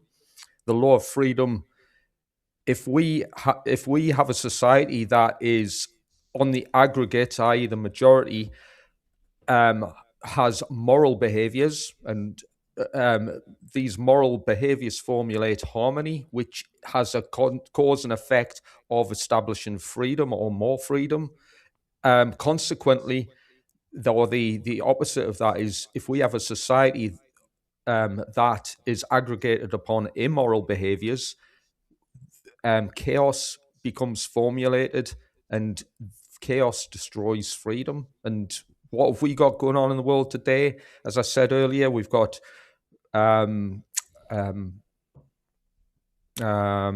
spiritual problems. Spiritual problems are measured by freedom. Have we got freedom? Is freedom getting more or less? It's getting worse. Why? Because the root causal factor has to be a society that is embellished in immoral behaviors. Can I just quickly mention, because I know I get a lot of airtime, and I try to get as much as possible out there, but so I do appreciate this. But that's okay. Immoral behaviors, many people think, well, I'm a decent, not me personally, but themselves as individuals think, well, I'm a decent person. I try to do the right thing most of the time. I don't deliberately harm anybody. But what we need to know through immoral behaviors is if we are advocating or condoning the behaviors of government, we are advocates of evil, because government destroy freedoms. Government initiate threats. They initiate violence. They initiate duress. They thieve money through means of tax and many other schemes of monetary manipulation. Government are immoral, so anybody who condones government also condones immoral behaviors. Therefore, what happens is ultimately we pay the price for condoning evil into our lives, and we get the conditions that we've received here, which is tyranny. You're right. But Nathan Lucius has said 12 to 15% for revolution, 30, 40, 30 was Desmet's dynamic for mass psychosis, which means minimum of 30% will nudge a further 40%. Yes, but then when you look at this from another point of view, what is it now? Alice Gould just said something here that's interesting. I think she said, I've lost it. Here it is. She said 5% for revolution, but even those are hijacked. I'm going to have to get down the pub, aren't I? Well, yes, but remember, the Bolsheviks, do you know what percentage of the population supported the Bolsheviks? 7%. Do you know what percentage of the population supported Chairman Mao? 5%, but they got in. 5%, that's all. So, and he turned out to be the greatest murderer there's ever been. I saw a scale, was it 80 to 90 million people died under Mao. 80 to 90 million. I mean, well, the population of Britain's about, 65 to 70 million. So that, it's like the entire population of Britain and a bit of Ireland, so Northern Ireland as well, completely wiped off the face of the earth. Unbelievable. But I think it can be done. And I actually think that it doesn't take that much. You'd be surprised. And the government realises that. And that's why they're worried. Very, very worried. So things can change. It's surprising, Now, Jojo Gizmo has said at least 30% of the population are migrants, and they certainly won't be on our side. I wouldn't be surprised at that. I don't disagree with that. Yeah, I think people who think like us are a very small number indeed. I think it's 30%. There's a hidden majority. I really do. Do you know what? Here's a percentage to. Sorry, go on, Eric. I'll let you finish your point. Well, what I was going to say, there's a lot of second and third generation immigrants. They're no longer English. They're born here. I mean, look at the chap I used to know who was third generation West Indian. His grandfather came over after the First World War. His father was born here, and he was a navigator in the RAF during the war. And of course, his son was born here. And he went to the West Indies and came back very depressed because he said, when he walked into a shop, people would say, "What part of London are you from, mate?" Because he said, "I was not a local. I was a tourist." He said, "I tried to behave like the locals." No. He said, "I stuck out like a sore thumb." They knew I was born in Britain. And he was the one that used to go along to the National Front meetings. I kid you not. Yeah. Him, I think an Indian and someone else. And he said they were made very welcome there. He said they're made very polite. And he was very right wing. Quite surprising. Chris. I learned a lot off of him. Hello, Patrick. Hello, mate. Hello. Hello, everybody. Hey. How's it going? Right. How's it going? Sorry, we weren't ignoring you. I saw you there, but it was a good moment to jump in. Yeah, jump in now, mate. Have you ever heard of George Lincoln Rockwell? Yes. He was the head of the American Nazi Party back in the 60s. And he supported the Black Panthers, didn't he? No, the Nation of Islam. Nation of Islam. Yeah, they had a meeting. I don't think that was in Washington D.C. And they have video of it and photos of it, where you see him there sitting with all of the Black Nation of Islam people. It's just in this Nazi uniform. It's an interesting. Really, I didn't realize that, because he got bumped off, didn't he? He got assassinated by one of his own. But what he says is very interesting. And now Exo, I said, I'd make a reverse argument, Eric. That's good. I've met first-generation Pakistanis who apologised to me for the behaviour of their offspring. It's interesting. Yes. You see, the thing is, we all try and put people into stereotypes, but that's one thing I learned as I get older. We've all done it. We've all stereotyped, but you can't because everybody's different. Unique. I've worked with almost every nationality in the world. Seriously. I haven't been to these countries, but as I said yesterday, some of the nicest people I've ever met were from Iran, Middle Eastern countries. Very, very polite and very nice people. Did you find that, Steve? You must have been out of those countries. They're generally very polite, nice people. Do you know, I went to school with a kid who was from Iran, and this was during the first, the 79, I don't know, was it classed as a revolution? I can't remember. But oh, yes, Umani. No, what's his name now? He's got, I know, the geezer, I think he's just been killed, hasn't he? I think he's just been, so they say. Khomeini, yeah.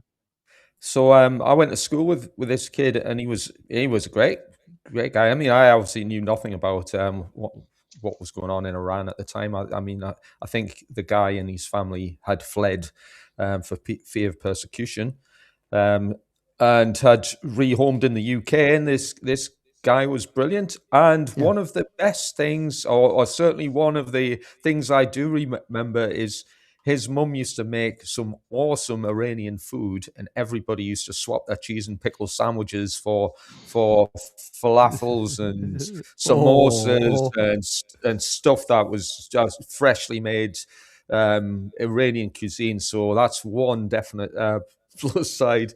But yeah, the guy was awesome. And everywhere I've been, no matter which nation I've been to, people are generally the same, hospitable. I can't say, there's obviously good and bad amongst everybody, but war zones, great people. Have some of the locals who all the Allied troops have been bombing out of existence have consisted of some of the loveliest people you'll ever meet, and I'm sure that's the same in Iran as well. Yeah, well, there's a woman, if you go on, was it Itchy Boots? I've lost track of her now, but she goes around the world, single girl, on a motorbike. And I can't remember what country it was in. It was a Middle Eastern country. And she got off her motorbike and she left the camera running accidentally. And someone comes along with a bag of fruit and just leaves it on her saddle for her, and walks off. And I think it was Iran. She went to one of these sort of places where you buy street food. And the bloke said, no, I don't want payment. You're our guest. And isn't that lovely? When they all get together and chant "Death to America," they're talking about the government. They're not talking about the people. That's right. And apparently, so Dave Starbuck told me, that's when he was alive. I'm going back, about 10 plus years now. He reckons there was a lot of Americans and Europeans and English and that have actually took political asylum in Iran. So there's lots of Brits and Americans out there. So, but I've met a lot of nice Iranian people. I've actually helped. Some of them have helped me, excuse me, to learn the language a bit. So I've met people that are really nice. I still have contacts over there, but they kind of are shy now because they're shutting down the means of communication. When I was on Telegram about 10 years ago. That's about when I started Telegram, and there were more Iranian people than anybody on Telegram at one point, and then they shut it down. I don't know how long, like 5 years ago or so. There used to be tons of Iranians there, but they shut down the means of communication, and that's what they want, because it's psychological warfare. It's getting two subjugated groups from preventing them from communicating. That's how the rulers keep control.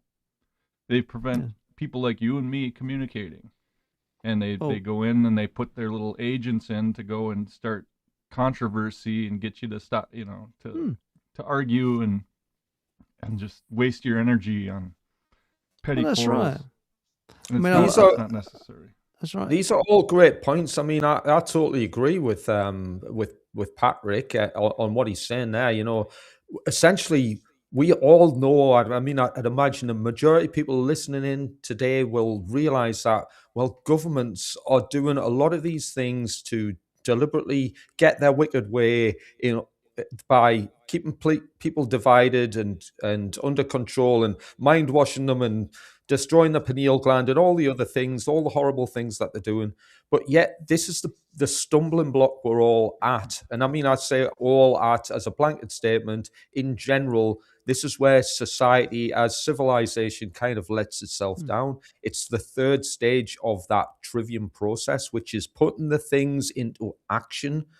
We all know that the government are a bunch of scumbag, you know, doing horrible things to children and all the rest of it and all the horrible things that they're doing. Yet still, we are believing that this is the way forward.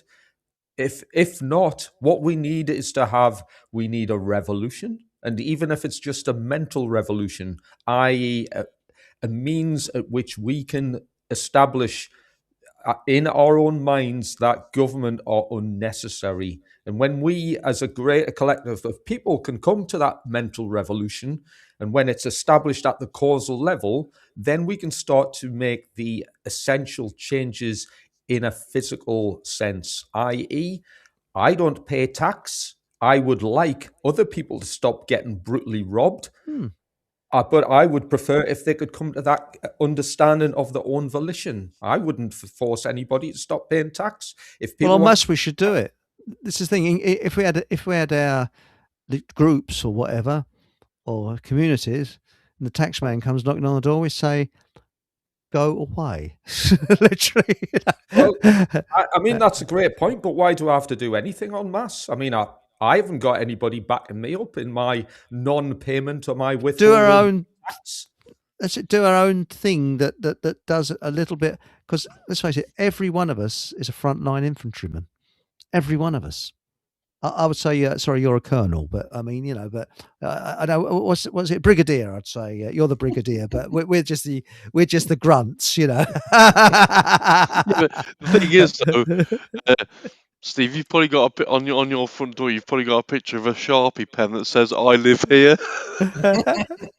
Well, I mean, put a rifle in my hand. I'll probably look down the end of it. So there's no bullet coming out, is there? I'll be a rotten shot. Smile when you see the flash. Did you ever see that Spike Milligan program? He was on a talk show, and they found a German bloke who could speak English, who was on exactly the same battlefield as he was on during World War II. The first thing Spike Milligan said to him, he says, "You're a bleeding rotten shot, weren't you?" And roaring with laughter. I mean, what a thing to say to him. But no, seriously, I actually think that this is the thing. They want to see the natives fighting. And what is it? When the king and queen look over the wall and they see the natives getting on with each other, they're worried because they know that natives are going to get over that wall, get to them, and think, well, hang on a minute. How comes we're living in crap out here and they're living in all the lap of luxury in there? Mm-hmm. But whilst the natives are fighting each other, they're not noticing that the royalty are living the life of Riley. So you're just going to say, sorry, Patrick, yeah? Yeah, are you on Facebook? Yeah, I'm on Facebook, yeah. I've got Fogham Hall Radio. I'm not on Facebook, but I know people that are on Facebook, and they're telling me this morning that everything on Facebook is posts of people supposedly celebrating in Iran the overthrow, the death of Khomeini. It's like every other post is something saying that the Iranian people are celebrating. You notice that too? Yes, and I wonder who runs Facebook. I wonder what nationality. Yes, but there's a chap. Military caveat. Go ahead. Yeah, but no, it is fantastic propaganda all the way through. I mean, we don't know what's going on. It's all second and third hand information, really. Well, But most of the people that I've met over there that I've talked to Mm. over the internet anyway, they all support the government there. They're not. I mean, in the sense that they're against what like they're in no uncertain terms about what they think about Benjamin Netanyahu. Let's put it that way. how do they feel about the chappie that's ran Iran since the 1979 revolution? Do they say much about the it? former Ayatollah? Yeah. Yeah.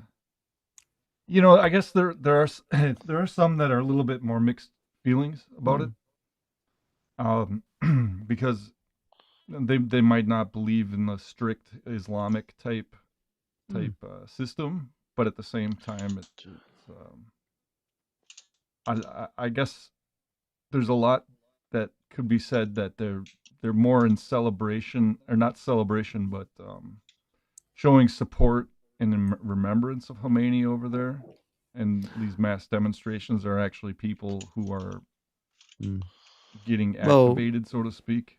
CIA are probably deeply in there because they do this destabilization. Yeah, well, they do that. Like in Ukraine, they have the color revolutions where they go in and they start up they'll have a vote, and then the vote goes the way the oligarchs don't want it to, so then they put in their paid henchmen to go and start trouble and start riots and stuff. So I think that's what happened. But let's face it, though, every religion as the extreme, the wacky doo-doos.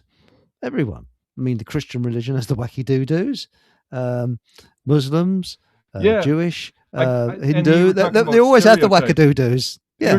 You're talking about stereotype, and a lot of that, people self-identify as something, and that they kind of put themselves into a stereotype by identifying with it. Well, and I find that with a lot of people in movements. Well, look at that protest where, sorry, Paul, I'll be with you a minute, where I think it was enormous number of rabbis against Israel. Yeah, not a but you don't see that on the media. You don't see it on the mass media.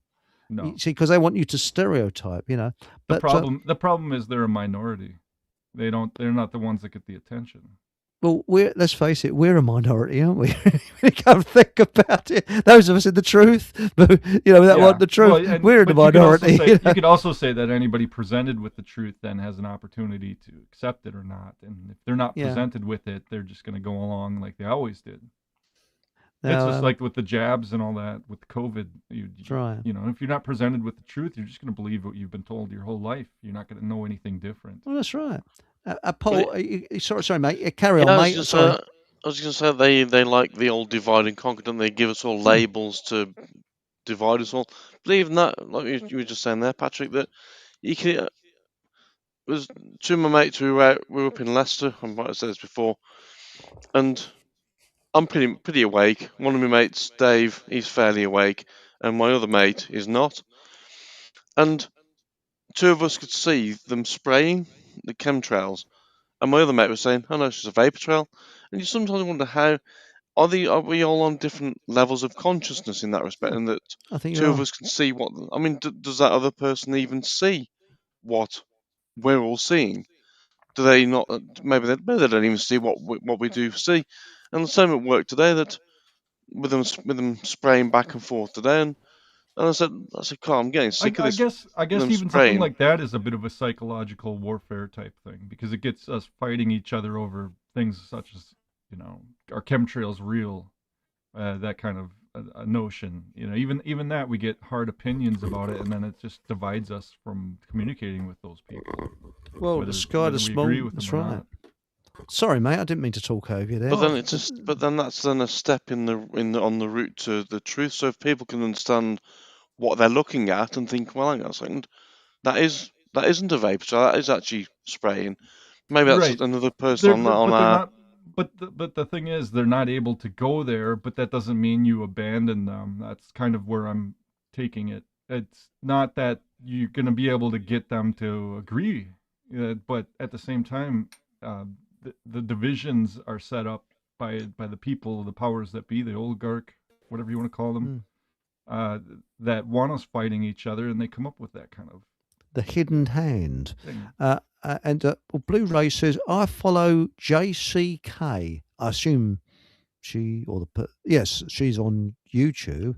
Never heard of her. I'm sure she's Iranian. She would be a really good guest on Eric's show. Well, that's interesting. Thanks, mate. Mark Devlin has interviewed her.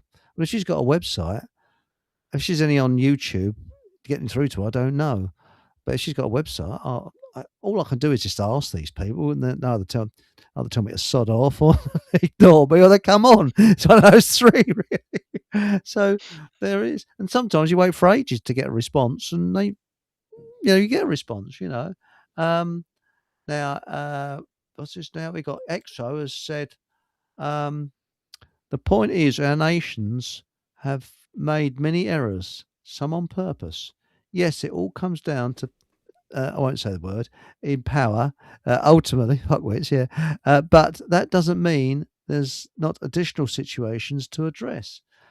I think what happens is these people in power can hypnotize people. I'm positive they can, to do terrible things. I mean, I was thinking today, look at the Stasi in East Germany. Now, they were the most ruthless bastards ever. The worst police you could have, they dragged people out of their houses. They did terrible things. Now, when the Berlin Wall came down, the Stasi was sort of decimated and reinvented.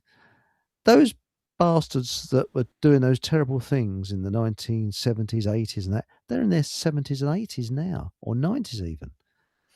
And they're probably, if you went up to them, they're probably sort of be quite decent. You'd think they're quite decent, nice people, saying, oh, what a nice old chap. You wouldn't have realised that they were bleeding bastards when they're in the Stasi. It's yeah. Maybe they changed their ways. I think Mellow. People can change their ways and ask for forgiveness. And if they don't, they're going to be judged ultimately by the ultimate judge, God, and at the end of their lives.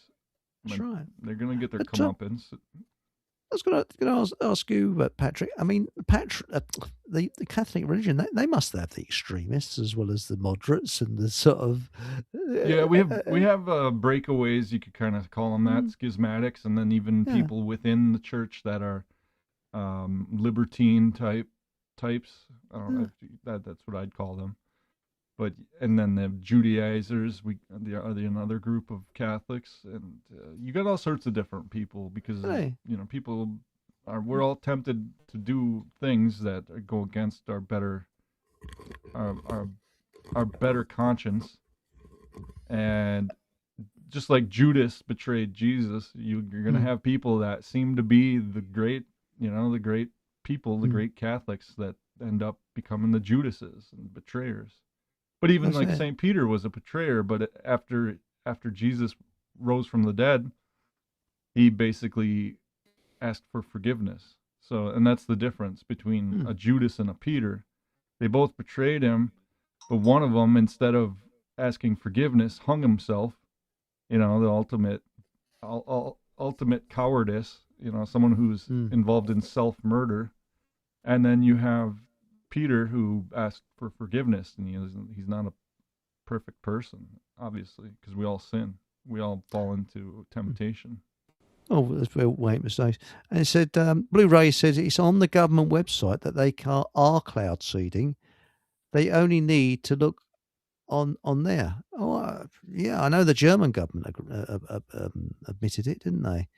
And I don't know if the American government have admitted it, but yeah. So, because look what happened in that place in Devon, was it? In 1950s. That it was a cloud seeding, or it was a weather experiment the RAF carried out, and they made a mistake. And it all went wrong. And loads of people with a massive rain. And that was in the 50s. So think what they could do now. Was that Boscastle? I think it was, yes. Was it? No, Cornwall, wasn't it? Yes, Boscastle. There's lots of people lost their lives. But I'll tell you what has been weird, the amount of rain we've had this year. Have you ever known so much rain, Steve? Or Paul? I haven't. I've never known it to rain so much. I mean, it's been raining continuously since Christmas. It's only stopped in the last couple of days. It's been a nice day today. I mean, I live up north. It's still raining. it rains. Well, they say, it's a nice day if it's raining, isn't it? It's not raining as bad as it was. The ducks have got a big smile on their face. Well, let's face it, up north, I think it was Nathan Lucius that got bitten by a snake up north. He's about the only person I know of that's got bitten by a snake up north. Well, because we only got one venomous, haven't we? It's the adder. That's the only venom, and it won't kill you. It'll just give you a nasty. Hey, speaking of Nathan actually it's kind of jogged my memory because he put a good point on yesterday, which I don't think went down particularly well with everybody. But he mentioned, and I fully agree with him. He mentioned about unity is essential.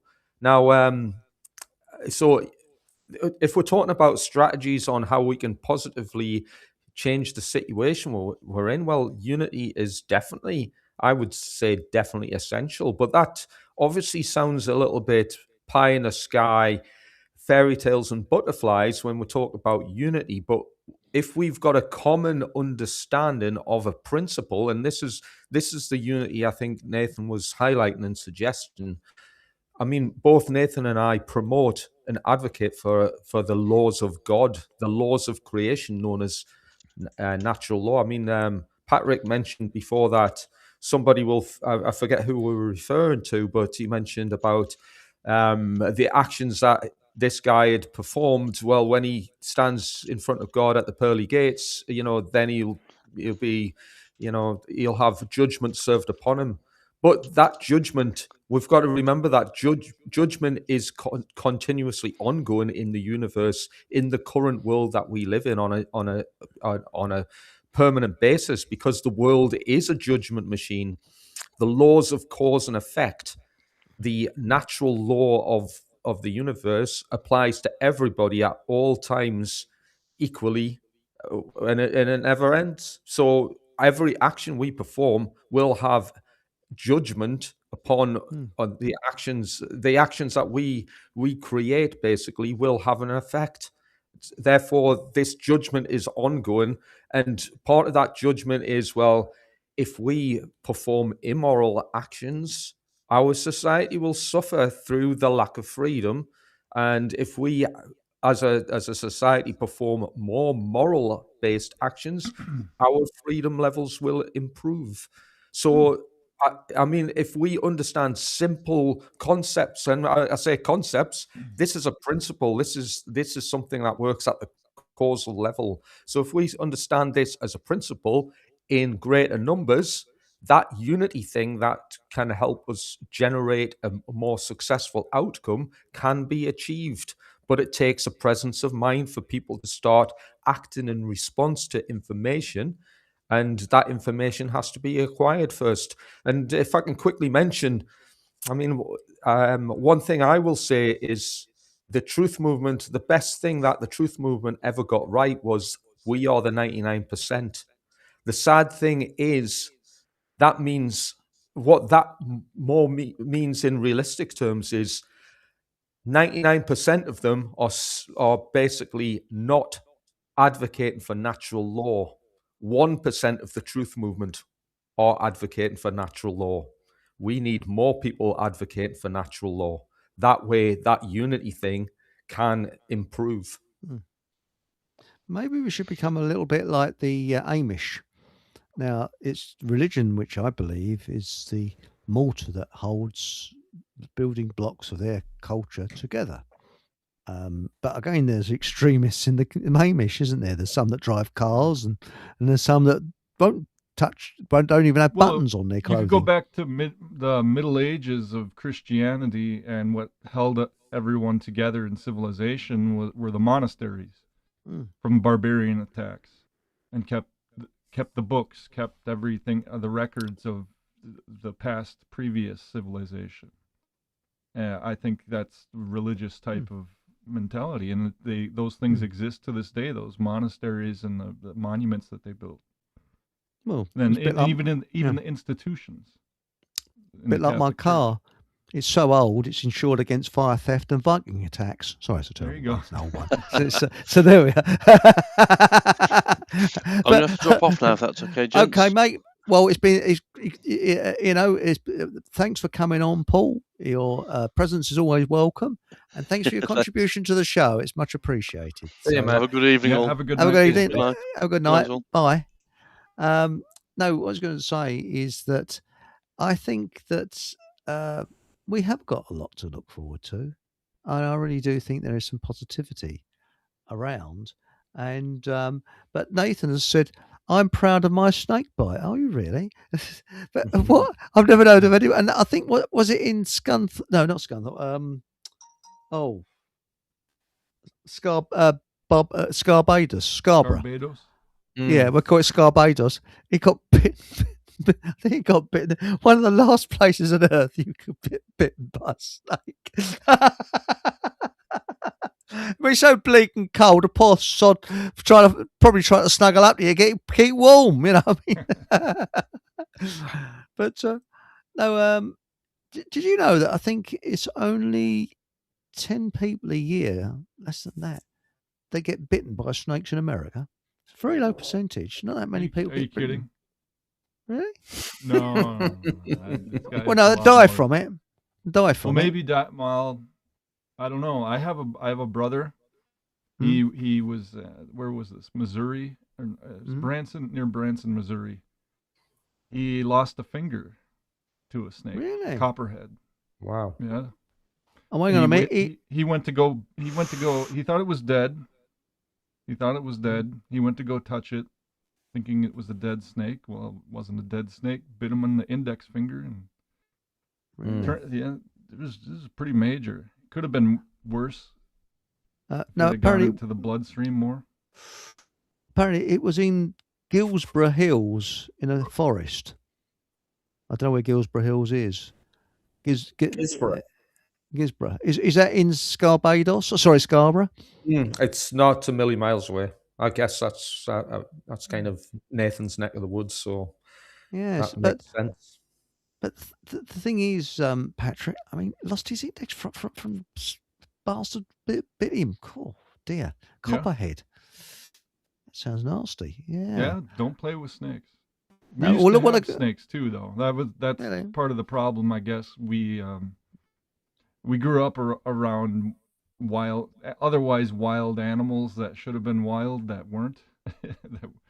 We had Really? pythons. I remember Burmese pythons.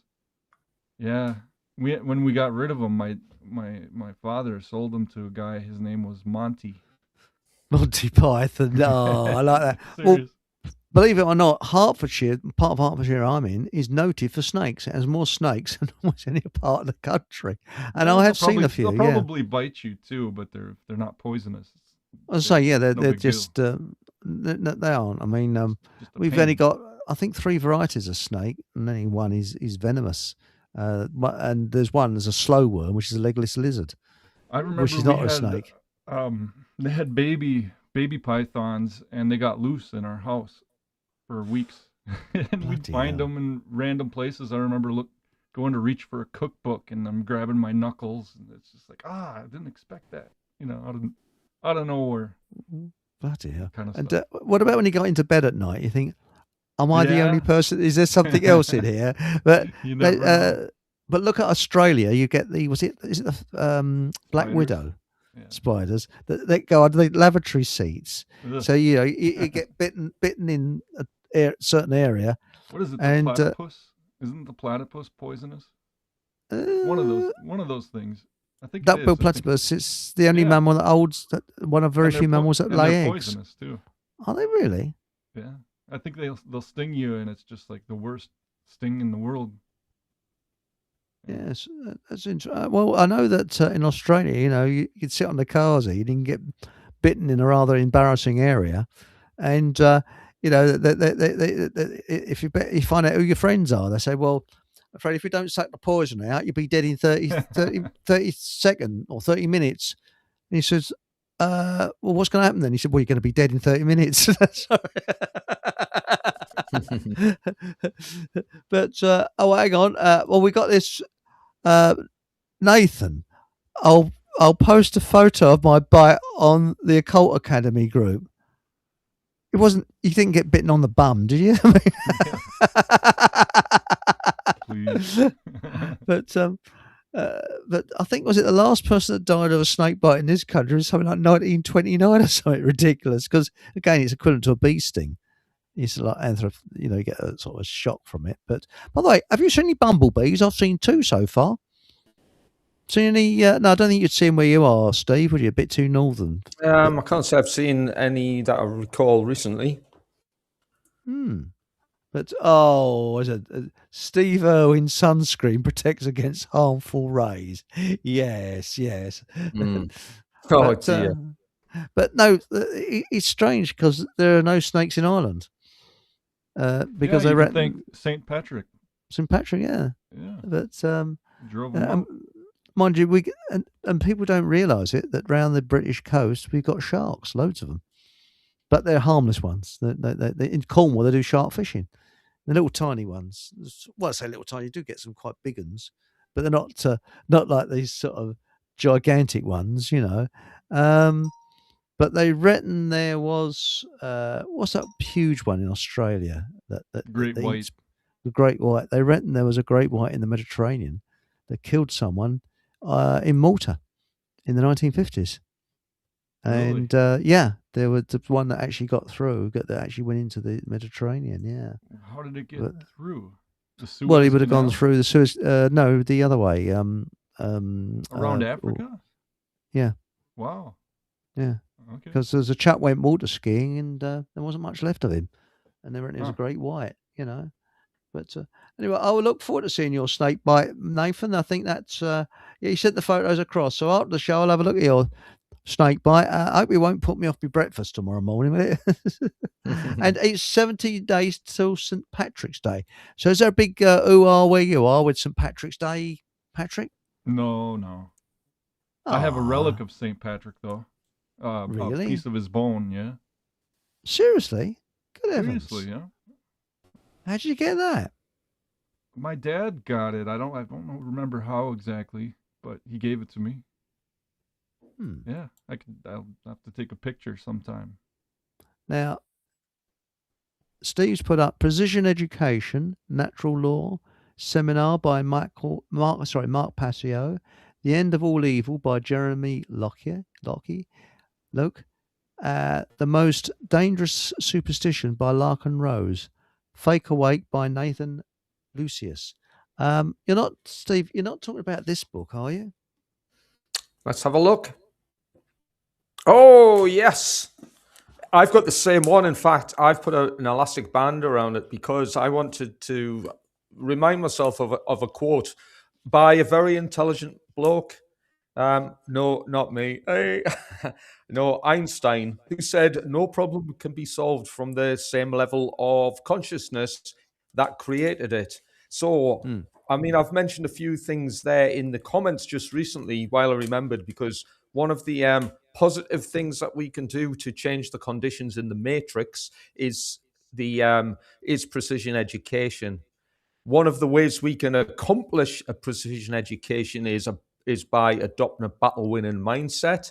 And part of the achievements of a battle-winning mindset is we become more capable of adhering to 2 fundamental principles, the non-aggression principle and the self-defense principle. And if we can balance those in equal measures at the right time, at the right place, then we will have the right mindset, if you like, to be able to go forward in the world. But there is one other thing that I haven't mentioned so far, and that is, and again, this comes from military doctrine. So if you want to win a war or a battle, then you have to apply certain principles. So this is known as one of the 10 principles of war, which is selection and maintenance of the aim. So selection and maintenance of the aim. If we were to think deep enough as to what we wanted to achieve, just say as the freedom or truth community, what do we want to achieve? How can we do better in this world? Well, one thing I would say that would be a unity of purpose is the condition of freedom. So, and this is why I promote and advocate for natural law, because if the aim is freedom, natural law must become the solution. So in order for natural law to become the solution, it needs to be clearly understood. We need to be able to define it. And if we can define it, we can then generate it through our actions. And again, this is why I've mentioned the trivium process. Again, this is an occult tool. I've also mentioned the root causal factors earlier. And again, I know some of this sounds a little bit long-winded, but I mentioned that we are suffering from spiritual problems rooted in consciousness and maintained by ignorance. However, if we understand natural law, which enables freedom to become favorable to ourselves, because it goes with a scientific formula known as the law of freedom. It works in partnership with morality. When morality improves, freedom improves. Again, it's a very simple scientific formula. So we need to understand this, and we need to set natural law as our objective and focus upon it in order to achieve these aims. Now, I don't always come across as the most positive person, but I certainly know how to win battles, and I know how to win wars. And this is how you do it. You apply principles such as the principle of war. One of the overarching principle of war is selection and maintenance of the aim. Our aim is freedom. And in order to get freedom, well, natural law is the solution. So, I mean, I give hours-long dialogue on natural law and the occult, but, you know, I don't want to lose people, and I don't want to bore people with it, which is why I would certainly recommend the literature I mentioned before under precision education. One of them is Nathan's book. This is an excellent book, by the way. I mean, I know I promote it. I know you do, Eric, as well. This doesn't get enough credit in other avenues of, movement. Studying books is a hard slog. But who would like to see Nathan's leg? It's not a pretty sight. Would you like to see Nathan's leg after a snake bite? Here it is. So now where is it? I've got to press this here. It's got him legged off. Yeah, he's legged it out. There it is. Now, and I'll just it takes me a bit of time. Right, come on, I've got to get back here. And Nathan's leg. Here it is. Not a pretty sight, is it? There's the snake bites there. Bloody hell. Yeah, that's quite big for an adder, isn't it? I mean, they've only got small little jaws. Yeah. That's about it. I'll try and make that a little bit bigger if I can. Hang on, let's have a look, see if I can. Whoops. Is that come up bigger, or is it me? There we go. No, it hasn't. Never mind. Anyway, that's Nathan's we leg. get it. That Looks that's like a it. nasty bite. And that's also when he went on went to evening classes on how to be a Freemason. So there we go. So there it is. They made him pull up his pant leg. Yeah. Yeah, that's it. Yeah. But no, I mean, getting a snake bite there. No, actually, it wasn't Scarborough. It was I think somewhere near Teesside where he lives. So that's another unlikely place to get bitten by a snake. What about that snake that went missing? It went down the sewers, didn't it, of London? It lived down London sewers for a long time. Yeah, so, but I just don't like snakes. There's something about snakes I don't know. They give me the creeps. Anybody, do you find that? I mean, mind you, you grew up with them, Patrick. But I mean, Steve, you know, did you find that? I mean, did you did you find that, you know, sort of when you went to these countries where they had snakes, you wondered what you was sharing your sort of sleeping bag with, you know, half the time?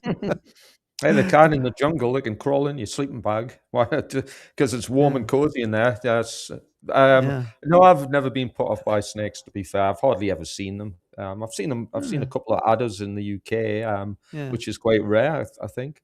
So I think Nathan's done remarkably well to get bitten by a snake in the UK. Sorry, mate. Yes, but no, I mean, I've actually seen loads of adders around here, and the idea that snakes are frightened of humans, bullshit. They're not. Absolute bullshit. I worked at a place that was a converted manor house, and they converted it to offices. And shortly before I started there, people told me that the summer they used to have these like French doors that used to open, and an adder slithered in to the office, and the blokes got up on the tables and the desks and drawing boards and that. And there was an Australian that was working upstairs. And I said, well, let's phone him. So they phoned him. And he said, oh, hang on, I just came down. And he came down, grabbed hold of it and just chucked it outside. He said, a bloody pommy pufters, and then walked off. Because, I mean, part of Australia he came from. They're everyday sort of thing. But there's something about snakes. I don't know. I remember going down to Texas, down to Mustang Island, and seeing rattler snakes down there. And they'd let you know where they're at because you could hear them. So there's a natural defense built into them. But those sort of snakes are all right because they're telling you that they're there. I think they're rather timid, aren't they, rattlers? So they say they're not that sort of aggressive. They're only saying they don't want you around. They'll just let you know that they're there. They won't go and try and. They're not aggressive. They're not going to come after you. In other words, no, not like the government. Not like the government. Yeah. Well, they're a load of reptiles, aren't they? The government, especially when you say naughty things.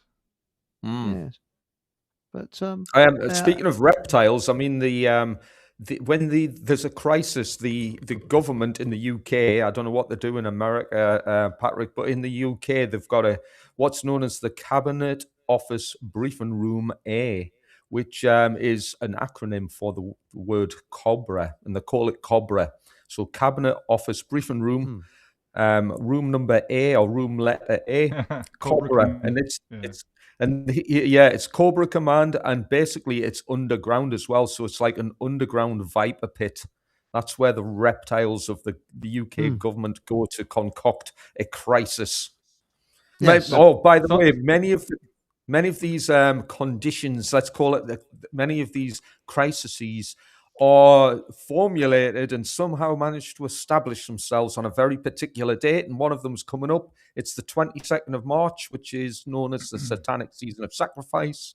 Not far away now. It's the date when Lockdown 1 was announced. It's the date of the Westminster Bridge attack. It's the date of the Belgian bomb attack, the Shock and Awe campaign in Iraq, the US invasion of Libya. I'll make a note in my diary. So was it 22nd? The 22nd of March. Yeah. Day 81 of the year, I believe. By the way, that's a reversal of a certain fascist dictator in Germany, World War II. The letters H and A equate to 81, just like Hell's Angels. Hell's Angels, why? Well, because it's a perfect date for Hell on Earth, which is what the Satanic Season of Sacrifice is all about. People might remember Crocus City in one of the Russian provinces, 22nd of March, a major terror attack. Many other things have been established on that date. I mean, some of the big shootings, such as Colorado a few years back, and of course, I believe some of these events in the likes of Canada, for example, ended up with gun bans, as did the Christchurch shooting in New Zealand a few years back. I mean, that didn't occur on March the 22nd, incidentally, but I believe the gun ban came into effect in New Zealand on March the 22nd. Now, that's interesting. Check it all out.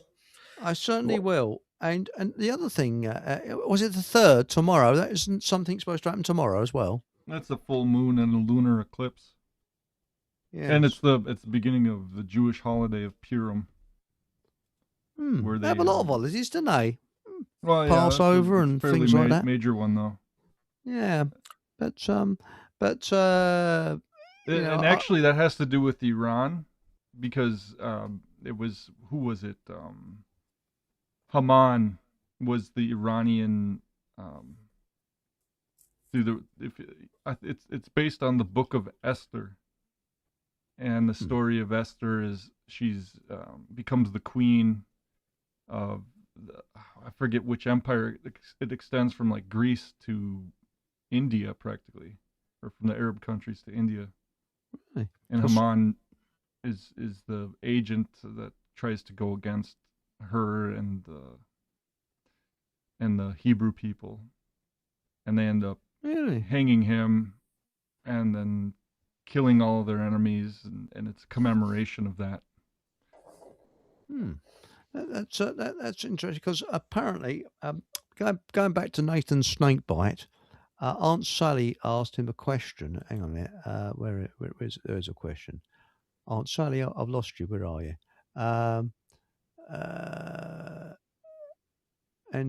Oh yes, she said, "How sick did it make you?" And well, I thought you'd been bleeding angry, more than sick. And it says, no ill effects. However, I did have a story about a demon attack at the time, but the snake bite made me write a book. No, yeah, I made that bit up. But that's interesting. Yes, but because they advise people around here this time of the year, as we come towards spring, to be very careful when you're walking through woods or anything like that, because because they can't get out of the way quick enough, because they're just coming out of hibernation, and lots of people get bitten this time of the year, especially because. But the adders, I think they're becoming quite rare now, because they used to actually hibernate in horse dung and in places like that. But there's less horses around now, so there's less dung for them to. Yes. So there we are. But there's plenty on the streets of Westminster. yes. But how long do you reckon? I mean, Keir Starmer. I mean, it just looks a complete. I don't know. It just looks as if he's just wet his pants, doesn't it? It's like, he looks a bloody idiot, doesn't he? And but my feeling is that in a couple of weeks' time, this Iranian thing will just die down, just die a death normally, because they're talking about all other countries getting involved. I don't think the Strait of Hormuz has been closed, because if it did, China will get involved, because that's where they get most of their oil. They are involved. Yeah, I've seen really video of their ships being involved. Yeah, they're gonna use the ship. The Chinese are gonna get involved to protect the Iranians, because they're the major customer. In order to establish a new world order, something dramatic has to happen. So World War II, for example, was just the end of the old world order, and they couldn't eradicate the old world order without some sort of devastation and some dramatic effects, i.e., general war. So my guesstimate at the minute would be, well, if they want to establish a new world order, they're going to have to break down the old world order somehow. Best way to do that, the fog of war, destruction, death, confusion. It works every time. It's easy to produce. All you need is a few order-following gullible imbeciles like I once was, and all my workmates who are still gullible order-following clowns, to go and wreak havoc in a faraway land, blow stuff up, damage stuff, destroy stuff, kill stuff, and get killed. Yeah, and people on both sides of the equation will do exactly the same thing. What's the common denominator here? Gullible people who haven't established the higher presence of mind required, i.e., they've been mind controlled, manipulated, propagandized to the point where they can't think straight, and they think government is the solution. Well, government's a death cult. I agree with you 100% on that one. Now, Rocky Road to Love 17 says, what do you guys think of David of Icke's reptilian conspiracy? Is it a psyop? Is Icke in the club? I don't know. I think it's a psyop. Yes, sorry, carry on, mate. I don't think they're reptilians. I think they're human beings, men, and they make these actions.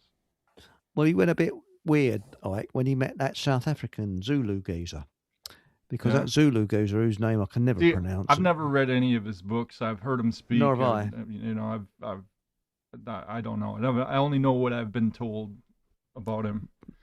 Well, apparently this Zulu chappie was said to be, allegedly, on the CIA payroll because he knew George Bush Senior, I think it was.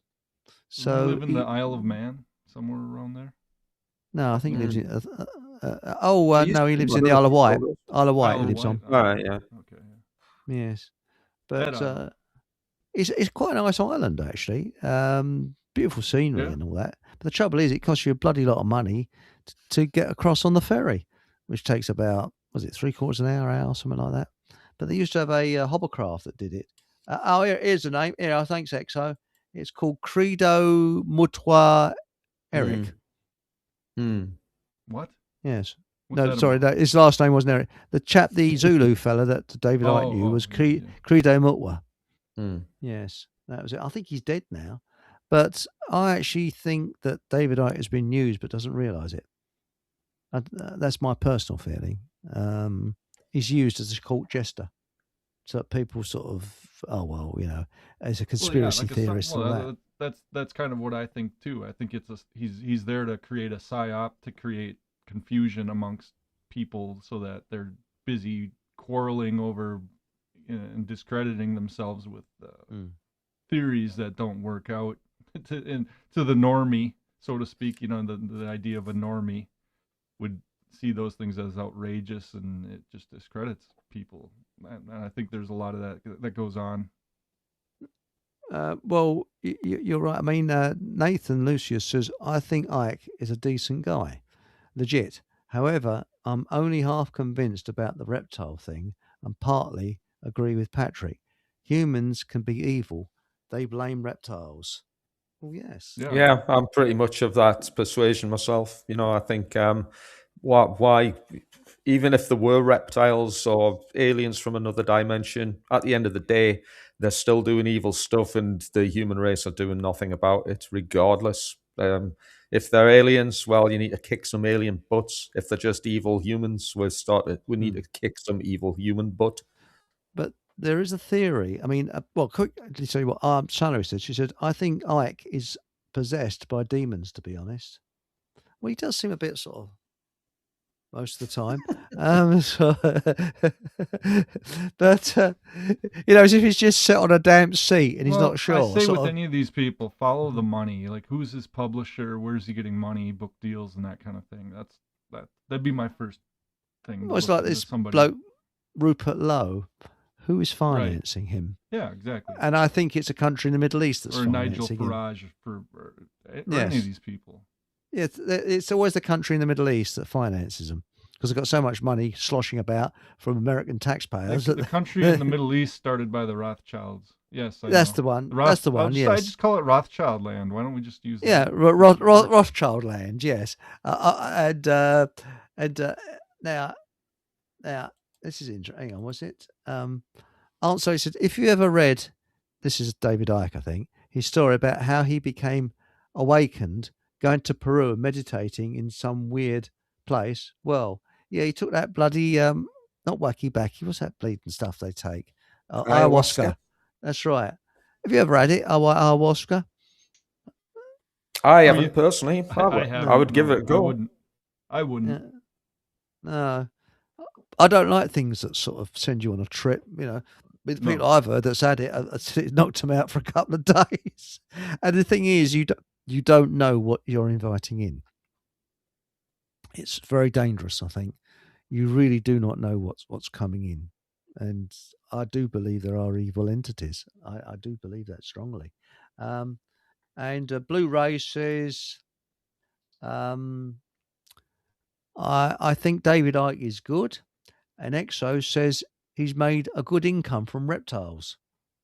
And yeah, thanks, Exo, mate. Yeah, it was ayahuasca, yes. And Nathan, I've seen them in the astral.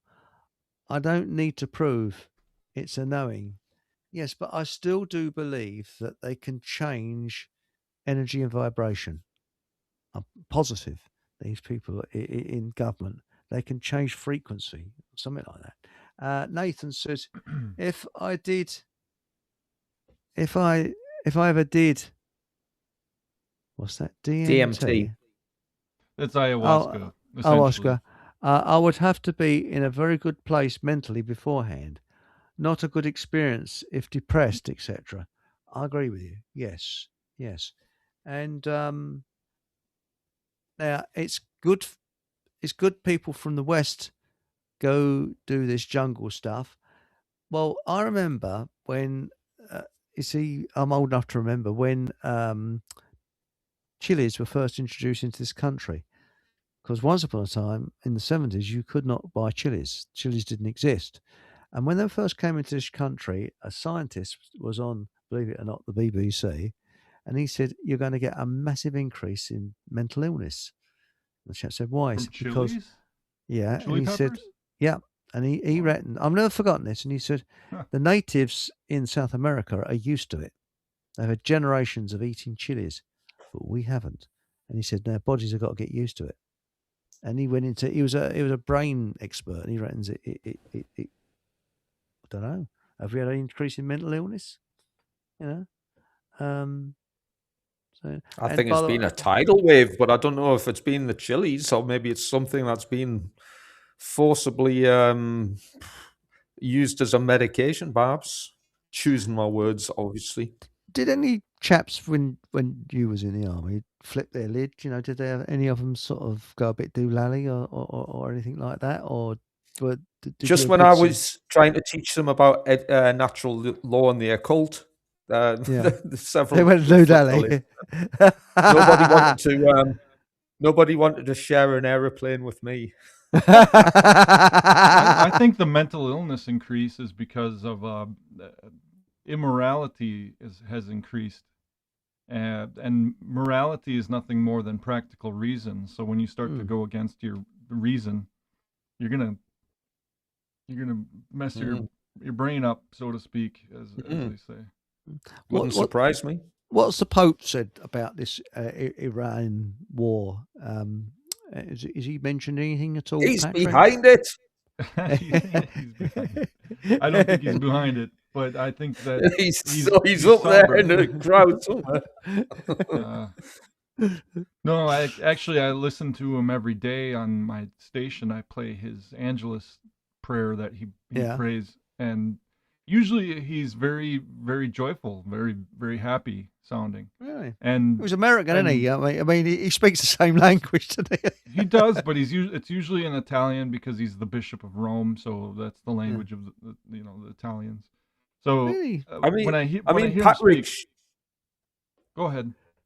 No, I interrupted you, mate. I just wanted to say after the news came out of what happened with Iran, his tone was very solemn. It changed. I could tell a difference. So it's not something to be excited about. Like Trump's excited about it. Yeah, this is our once in a generation opportunity, and we got to take it, and I got to go and. We're gonna get tired of winning. You're gonna get so tired of winning that it's gonna, But I think he's got syphilis. To be honest, I think. Really, that's not a clever about it. Sorry. I think he's losing it. People who get syphilis toward the end of their lives, they go mental. They go crazy. Really, they get delusions of grandeur and that sort of thing. They start seeing lots of bright lights and things. It's just. Alice Cautious reckons your sound's a bit low, Patrick. You sound all right here, but yeah, so sound is low again, Eric. Oh well. I don't know what to say. Tweak it up a bit.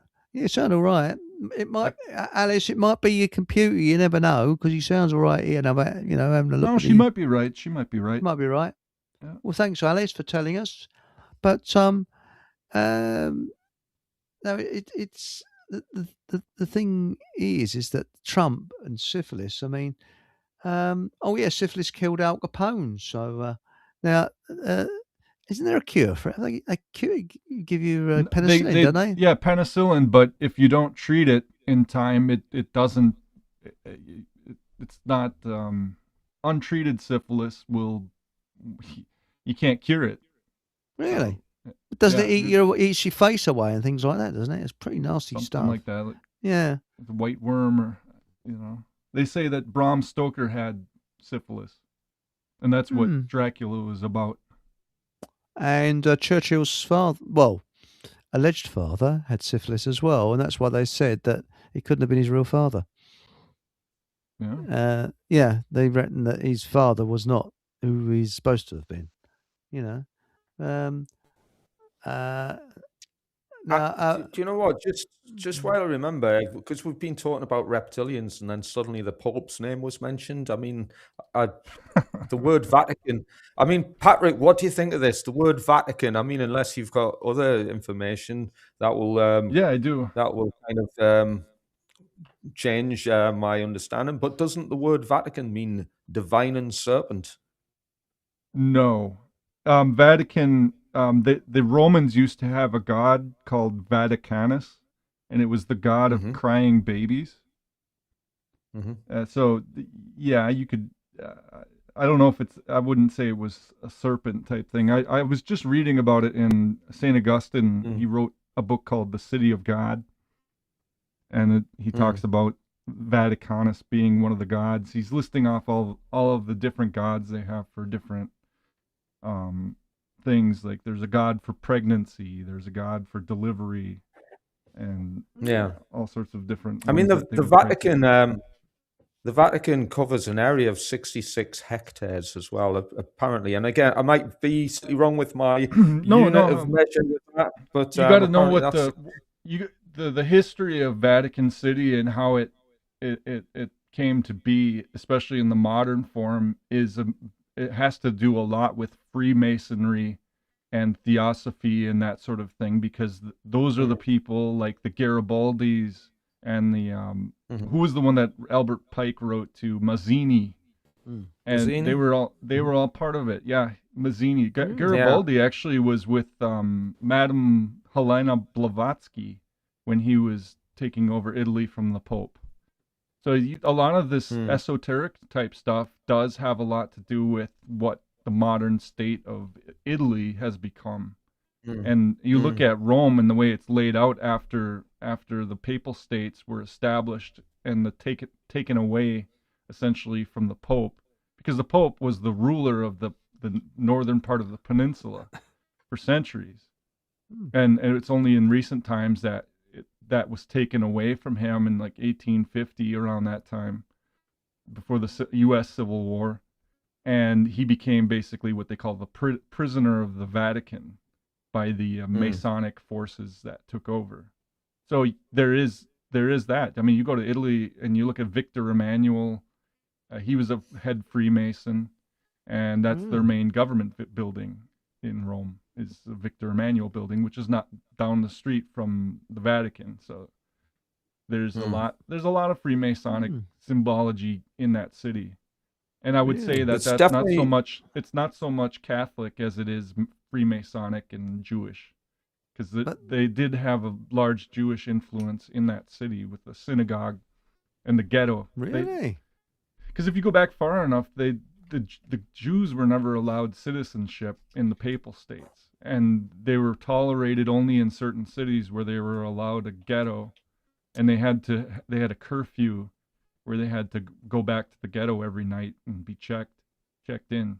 So but that went away with the establishment of Freemasonry and Garibaldi and Mazzini and Blavatsky and these people that came in and forced the Vatican. What about the current form?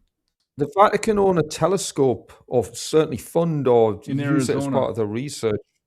Arizona, Mount Graham in Arizona. I think that's in Arizona. Yeah. Yeah, and there's another one next to it too. Arizona. Yeah. So the one that the Vatican allegedly either fund or use or own is known as Lucifer. I mean, what's your take on that? I don't know too much about it. Yeah, it's called the Large Binocular Telescope, Near Infrared Utility. Camera and Integral Field Unit for Intergalactic Research or Extragalactic Research, which is an acronym for the word Lucifer. It's quite it's quite unusual, but not as unusual as the red shoes. I mean, what's your take on that? The old Pope's red shoes. I don't know. I know that Benedict, the German Pope, that was just that the one that retired. He's the first Pope in like probably since the Middle Ages to retire, that was a weird situation. And I have my theories behind why he ended up retiring, because part of it had to do with he was ashamed. One of the bishops that was a schismatic was caught that he had just lifted the excommunication on. An excommunication means a banishment from the church. But he lifted the banishment of this bishop, and this bishop went on television and said, "Oh yeah, the numbers of the people who died in Auschwitz don't match the actual records historically," and so that it was a big embarrassment for him, and I think that led to his retirement, because I think he couldn't handle the pressure that he was being put under. And do you know the population of the Vatican? I've got it here. It says 882 people. Yeah. As of 2024, and the population consists primarily of clergy, Swiss guards, and some lay workers, with only 246 actual citizens residing within the walls. And out of that, I think it's 5.5% is female. Likely, mostly nuns. Yeah, I don't know. Never been there. Have you been there? I've never been there. I've been there. Yeah, I was there. Really? I was there during the millennial, 99 to 2000. I was like right in Vatican Square when that took place. And Aunt Sully said, "What about the building that's shaped like a viper's head on the inside?" Yeah, that's kind of creepy. I know what you're talking about. That's a more modern building I think it was built in the 60s or 70s. Oh, and it's a modern it will be crap statue. then. It's ugly. Yeah. But it's already audience built. hall. What do you do? The Pope Paul VI audience hall. Yeah. Yeah. I mean that's got to trigger alarm bells, surely, if it's the Pope's where he sits and conveys his masses to the congregation is shaped like a viper's face. That's more of like a concert hall.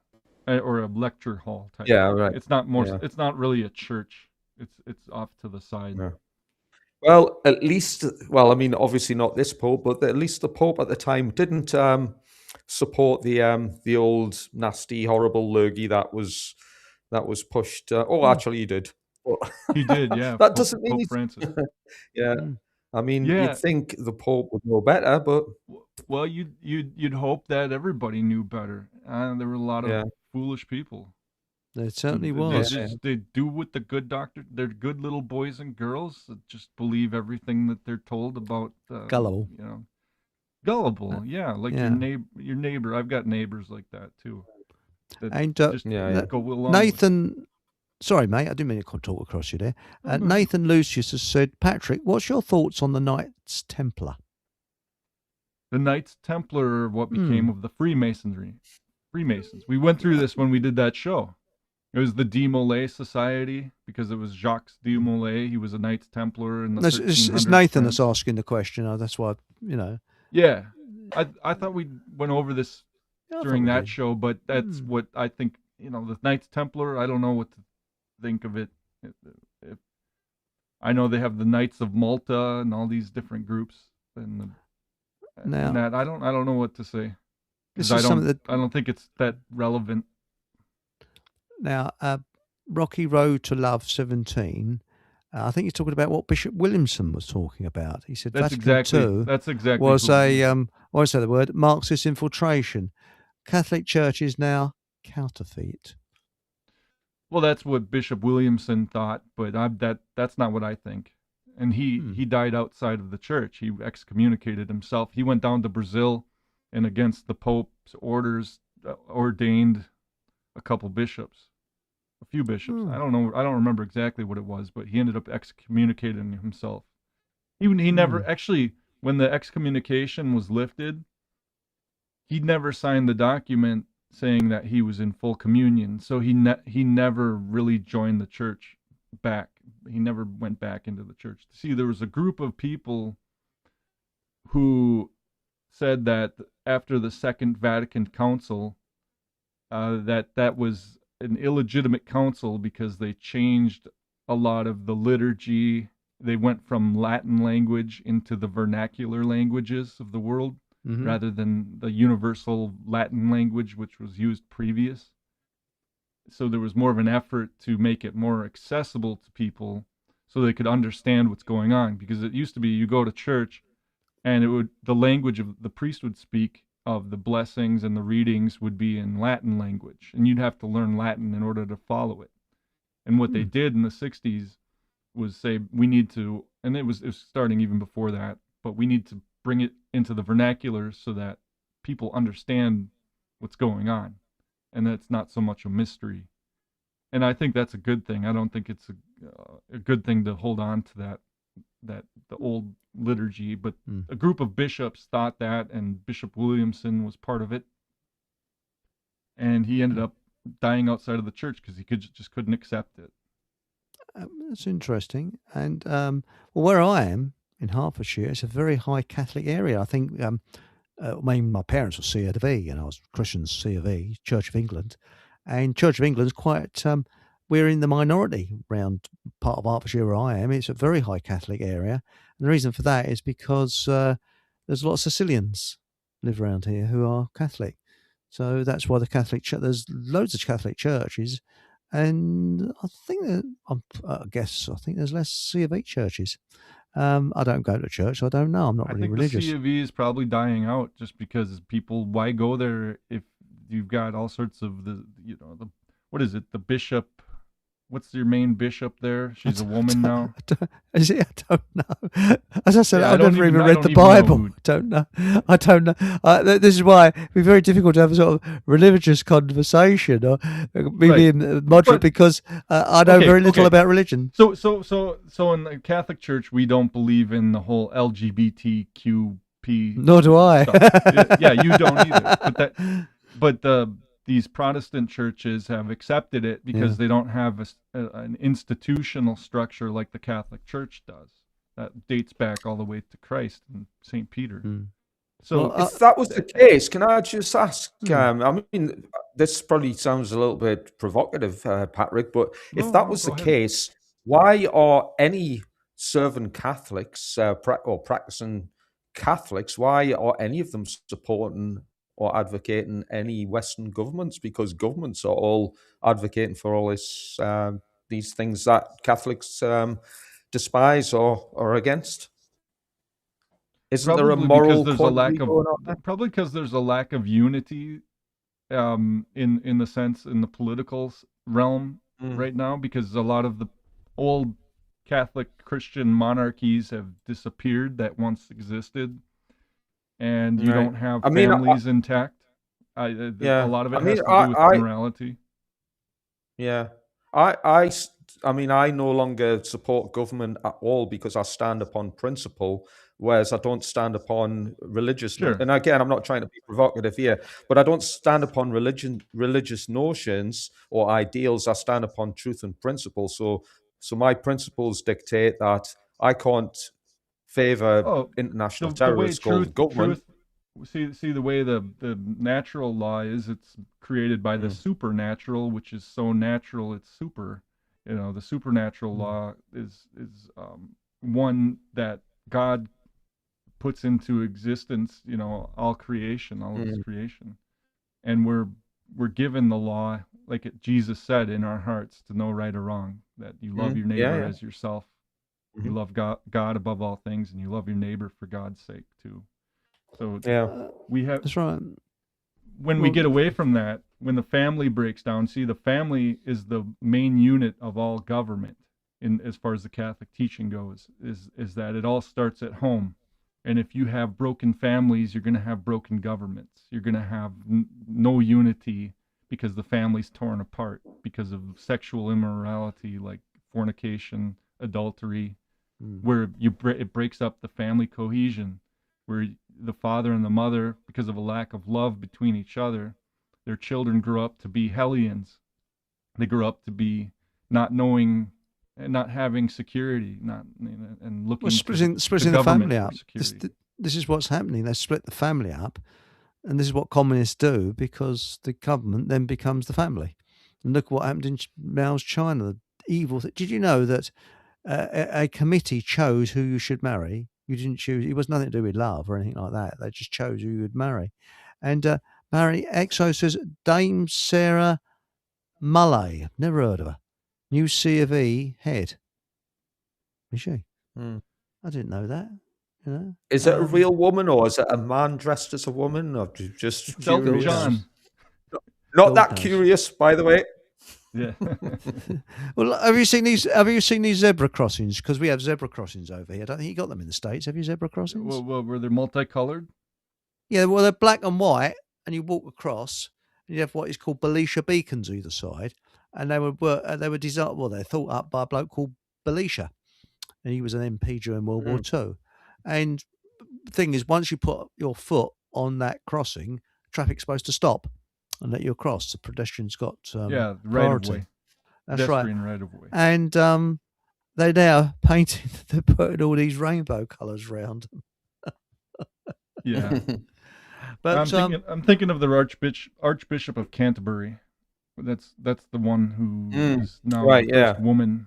But traditionally, before Henry VIII, that was the highest bishop. The one that was given preference over all of the other bishops. Not that they were not equal, but say they had a procession and a big gathering, they let him go first in line, kind of a deal, or speak first, just out of order. But that institution's been ruined with the idea of divorce. That never existed in Catholic monarchies or in Catholic civilization, because Jesus said that God ordained that you have one man and one woman. Excuse me, cutting in 30 seconds' time, we'll be saying goodbye to Food for Thought Radio. Okay. Please excuse my rudeness. Please carry on. I'm going to hold that thought, because you should end your show if you're going to do that. Well, no, we're not going to. But it's just Food for Thought Radio goes off air, and we carry on Rumble and YouTube. Yeah. I just thought, if it interrupts, I understand. Yeah, it interrupts. So please carry on. Please excuse my rudeness. I'm sorry about that. No, it's okay. So what I'm saying about the marriage is it's between one man and one woman, and it's only because of stubbornness that Moses in the Old Testament ever allowed divorce between a man and a woman, because a man and a woman, it's meant to be a marriage until death do you part. So, and that's not so much. Well, good night.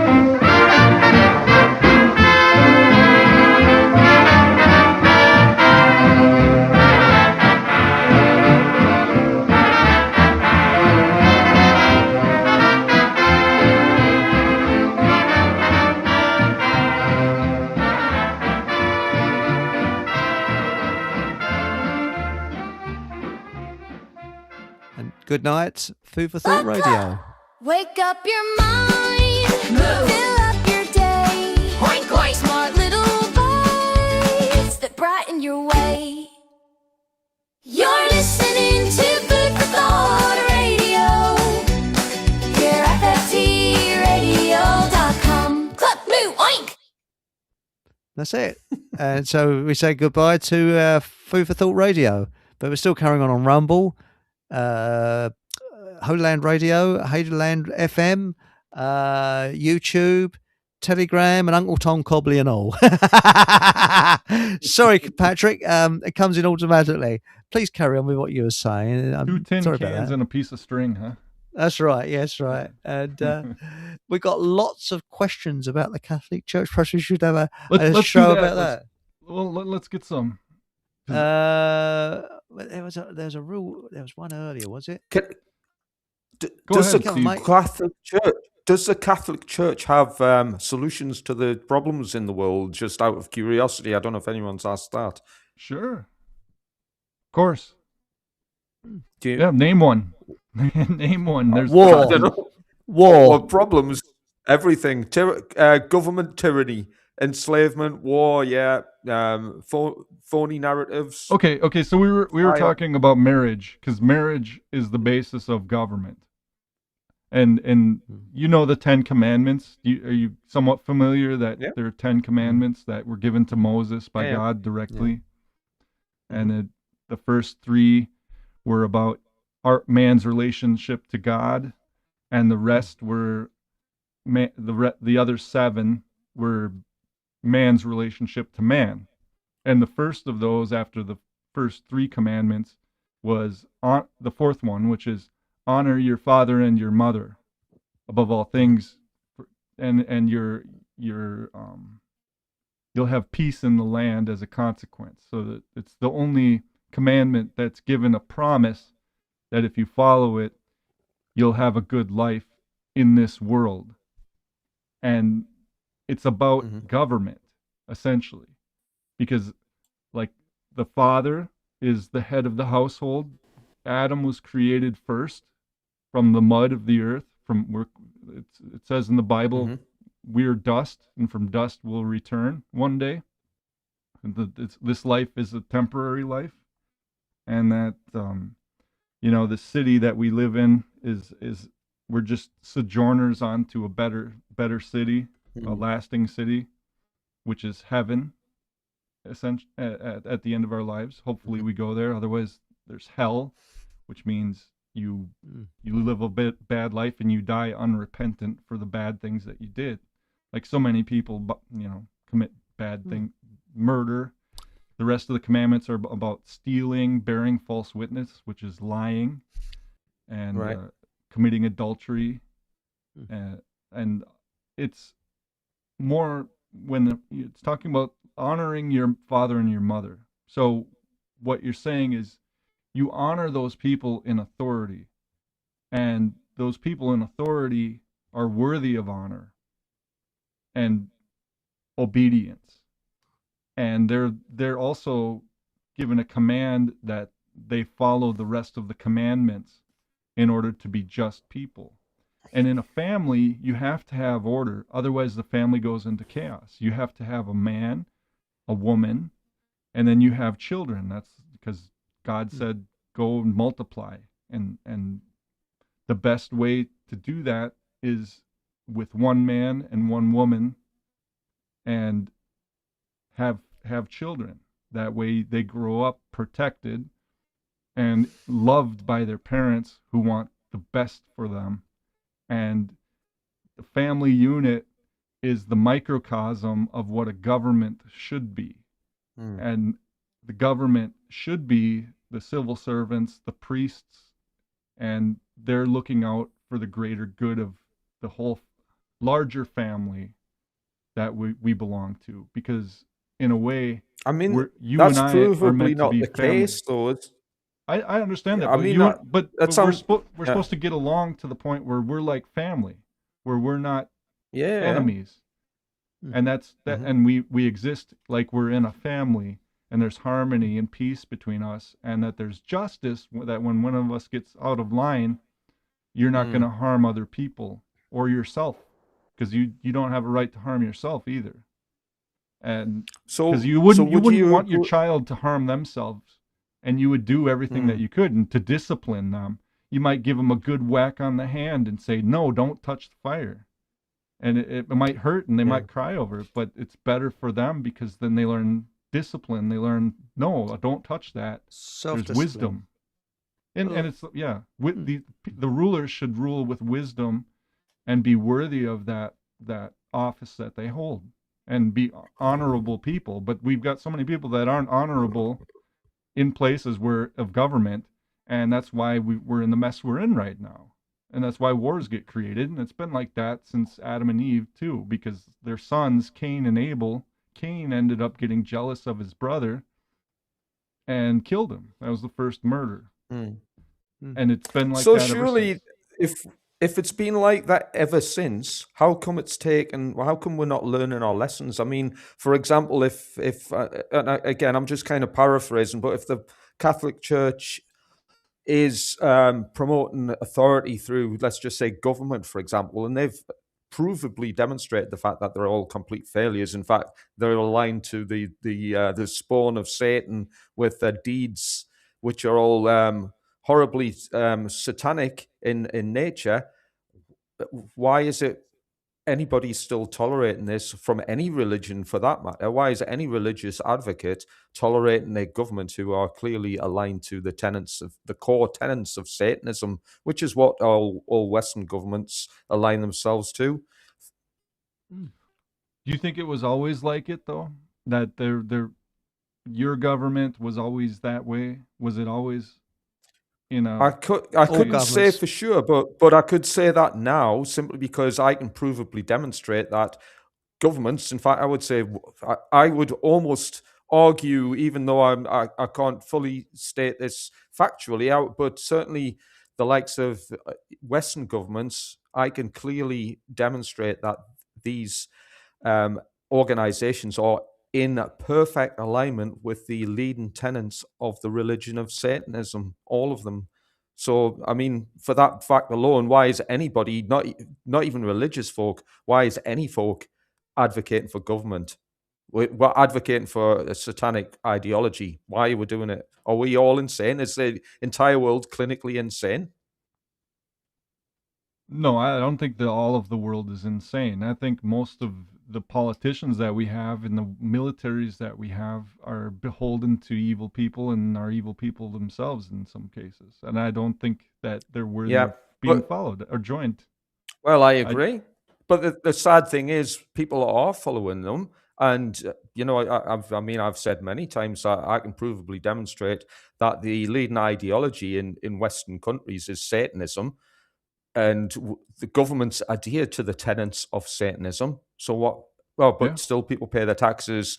They still vote, and they still think Trump and any other. I don't fear, even know though. the kid in the UK. That's because they're afraid. Yeah, and anybody that doesn't think that they're afraid, well, you think that if you don't pay your taxes, you don't pay your fines or your fees or whatever it is. Well, surely religious people shouldn't be afraid. I mean, they've got the power of God behind them, No, and they shouldn't. whichever But they church. are. So they are, and there's even examples of that, like within the church of the disciples of Jesus. Like we were talking about earlier about Saint Peter, he denied Jesus when Jesus was arrested. He could have gone and stood up and said, "I'm a follower of Jesus," and gone with him, but he was a coward and didn't, and denied him. He's deceived him.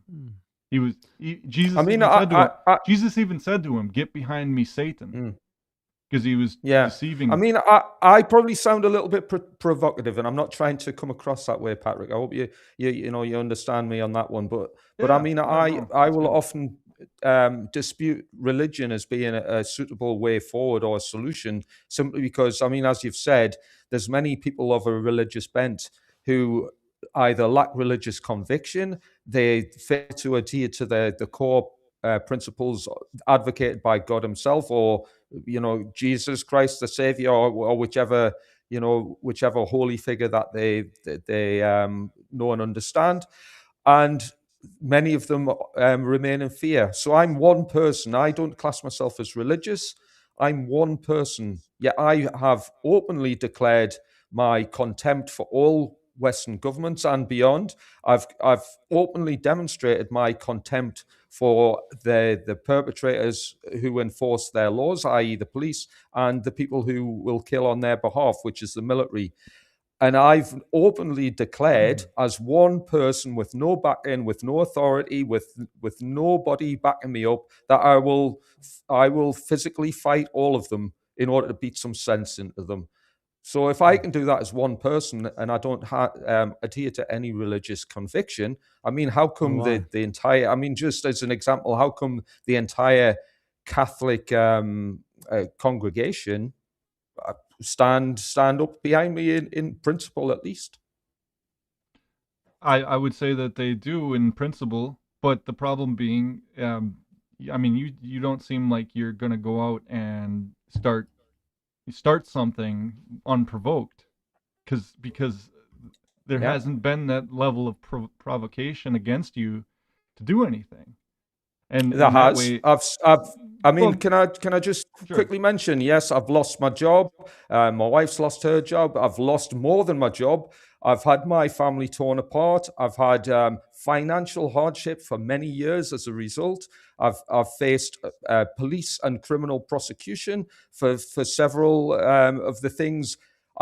Simply because I declined the toxic arms spear, many other things that I'll probably not even going to mention, on tonight's show. But many things I've suffered as a result.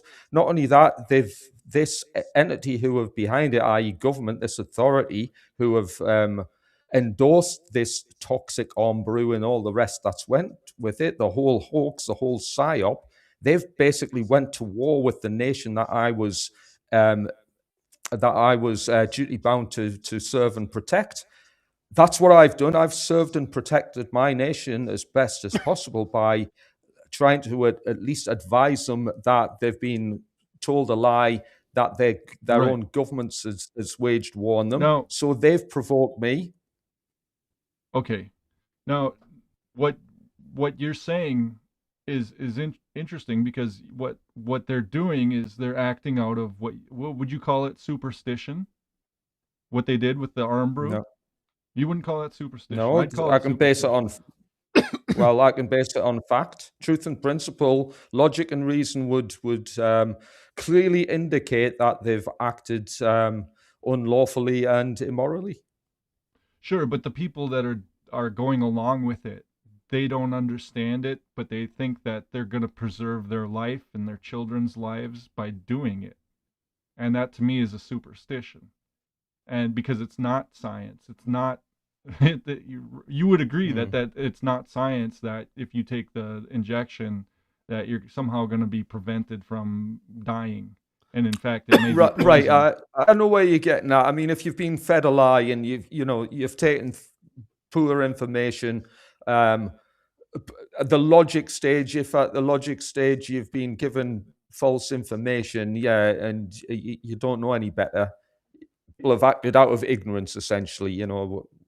Superstitious ignorance. Through That to me is that's real superstition. Because it's like it's saying, this is going to protect me from evil. This is going to protect me from harm. Yeah. And it's for my own good. When in fact it's something that's evil, something that's wicked, and It's it's a interesting. disgrace to promote it. Trouble is, all the churches were for. Even the Jehovah's Witnesses were for the arms spear. But Aunt Sally's come out with an interesting. Oh, go Sorry, ahead. no, Yeah, please go ahead. let's go. Well, I was just going to say that the superstition creeps in when true religion, honorable religion, is neglected. Yes, that's a good point. Now, in the Bible, it also says that we should call no one the Father but me. Why do Catholics call their priests Father? That's interesting because Because they're the spiritual fathers in the and you call your father in your family. So that what he's saying is, don't put false gods in front of me and call them father. False idols of wood and stone. it's reverend, isn't it? I say reverend this, reverend so and so, and reverend this. Yeah, instead of priest, you say vicar too. We don't use vicar here. Yeah, Hi, Vic. That's very English. Hi, vicar. It's the vicars. Did you ever see Monty Python? Church of England, the bishop, and you see all these blessed dark glasses, and the priest outfits. Watch out, it's the bishop, and they're walking along the road, elbowing people out of the way. It's all, how they got away with it, I don't know. It's funny. Well, that's it. Yeah, it really was funny, but now, I think we'll have to wrap things up because I'd have to hit the hay soon. This is so interesting. We could do a show. I mean, it is very interesting because, as I say, we'll do a show. Was it Asperger's as Fudge wanted me to do a show? I'll do a show on it. Yeah. Because Steve, come on. Yeah, we'll do one. So that would be good. I mean, I wouldn't.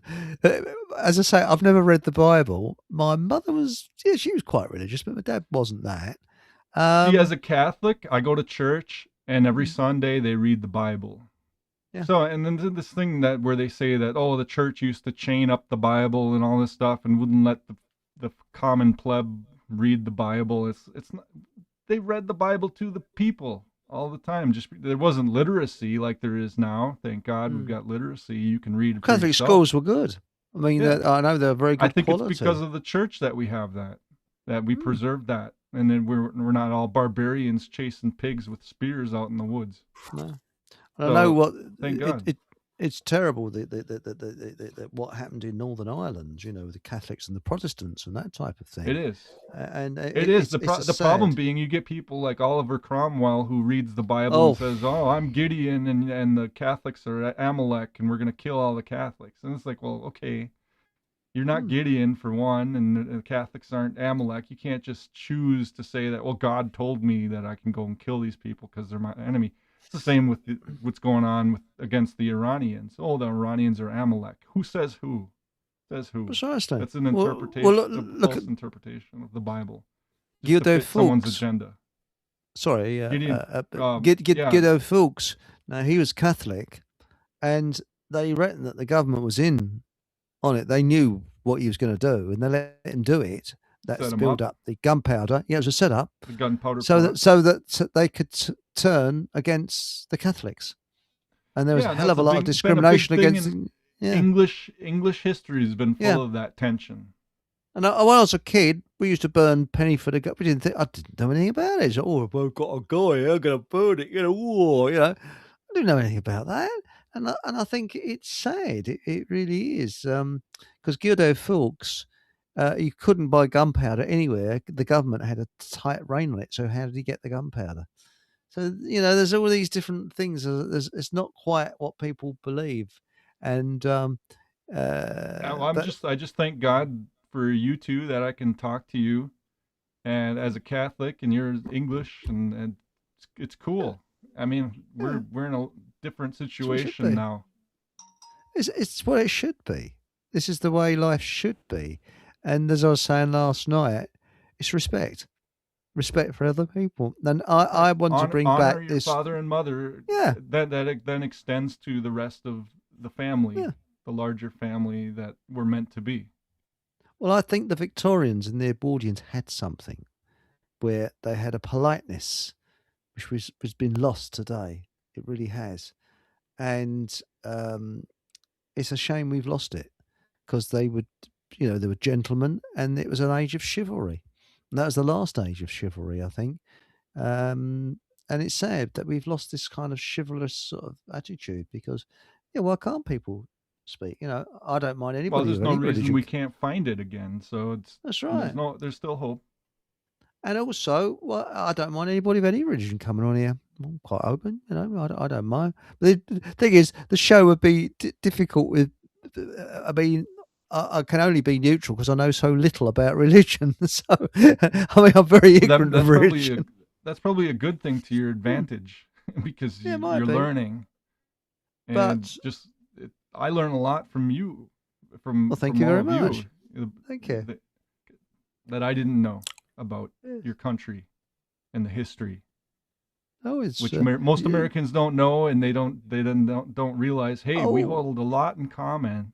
More in common than we don't, and you ask the average person about the English, and they just go back to the American Revolution, and then that's their standard of dialogue, and it's like, no, there's a lot more that's happened in that history than what you were taught in grade school and government school. Well, have you seen that list of American generals?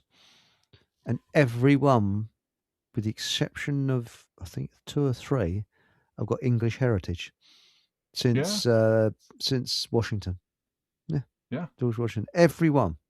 It's Schwarzkopf that didn't. He had German heritage. But the rest are generally English, Scottish, Welsh, or Irish. Every one. Yeah, Kennedy. That's Irish.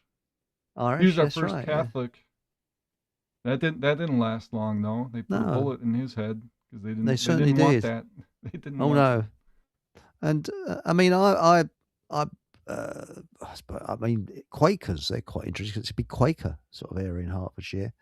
But they've been infiltrated, and if you look on their website, it's all about like rainbows. Well, the big group that really shaped American identity were the Puritans, the people that followed John Calvin, the Calvinists. Yeah. And Oliver Cromwell and that sort. Oh, Cromwell came here. You gave them the boot because they're causing so much problems. And they're the ones that started the two great universities that we have, Harvard and Yale. And they're the same people that did the witch trials, and we could go into that in detail too. Oh, yes, that is fascinating. And then the Masonic connection and to that too. Let's wind this up. Well, thank you so much for coming on tonight. It's been an interesting show. Thanks, Steve. Thanks, Patrick. Yep, thanks for Anorak as well, but he's got the big now. So he's going to say, mate, and it just leaves me to say now, anything you want to promote, anything you want to push, any books or anything at all? Well, is it all right if I, since we've been talking about solutions, is it all right if I quickly reiterate what I believe to be the solutions that I'm certainly advocating for? Well, there's three of them. Let's go for three. So the first is selection and maintenance of the aim, which is known as the first principle of war. So if you want to win a war, the first principle must be adhered to. So selection and maintenance of the aim, and the aim, I would suggest, is freedom, and the way to attain freedom is by following and adopting the principles of natural law. The second solution is the way to attain natural law as a solution is through precision education.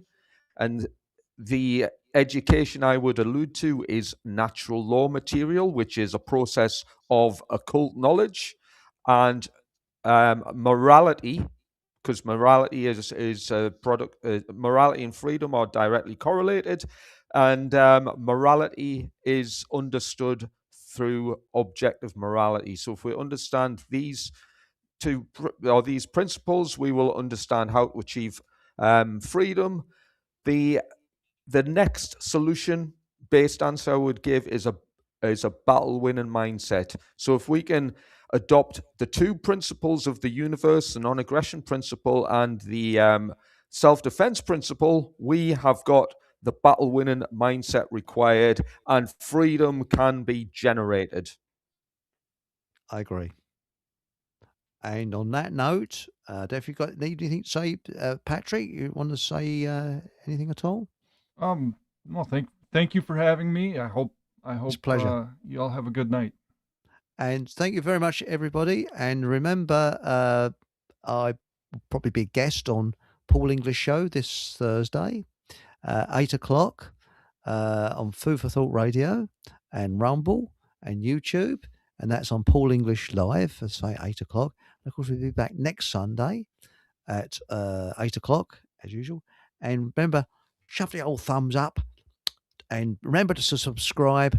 And whatever happens, have a bloody good laugh. And good night.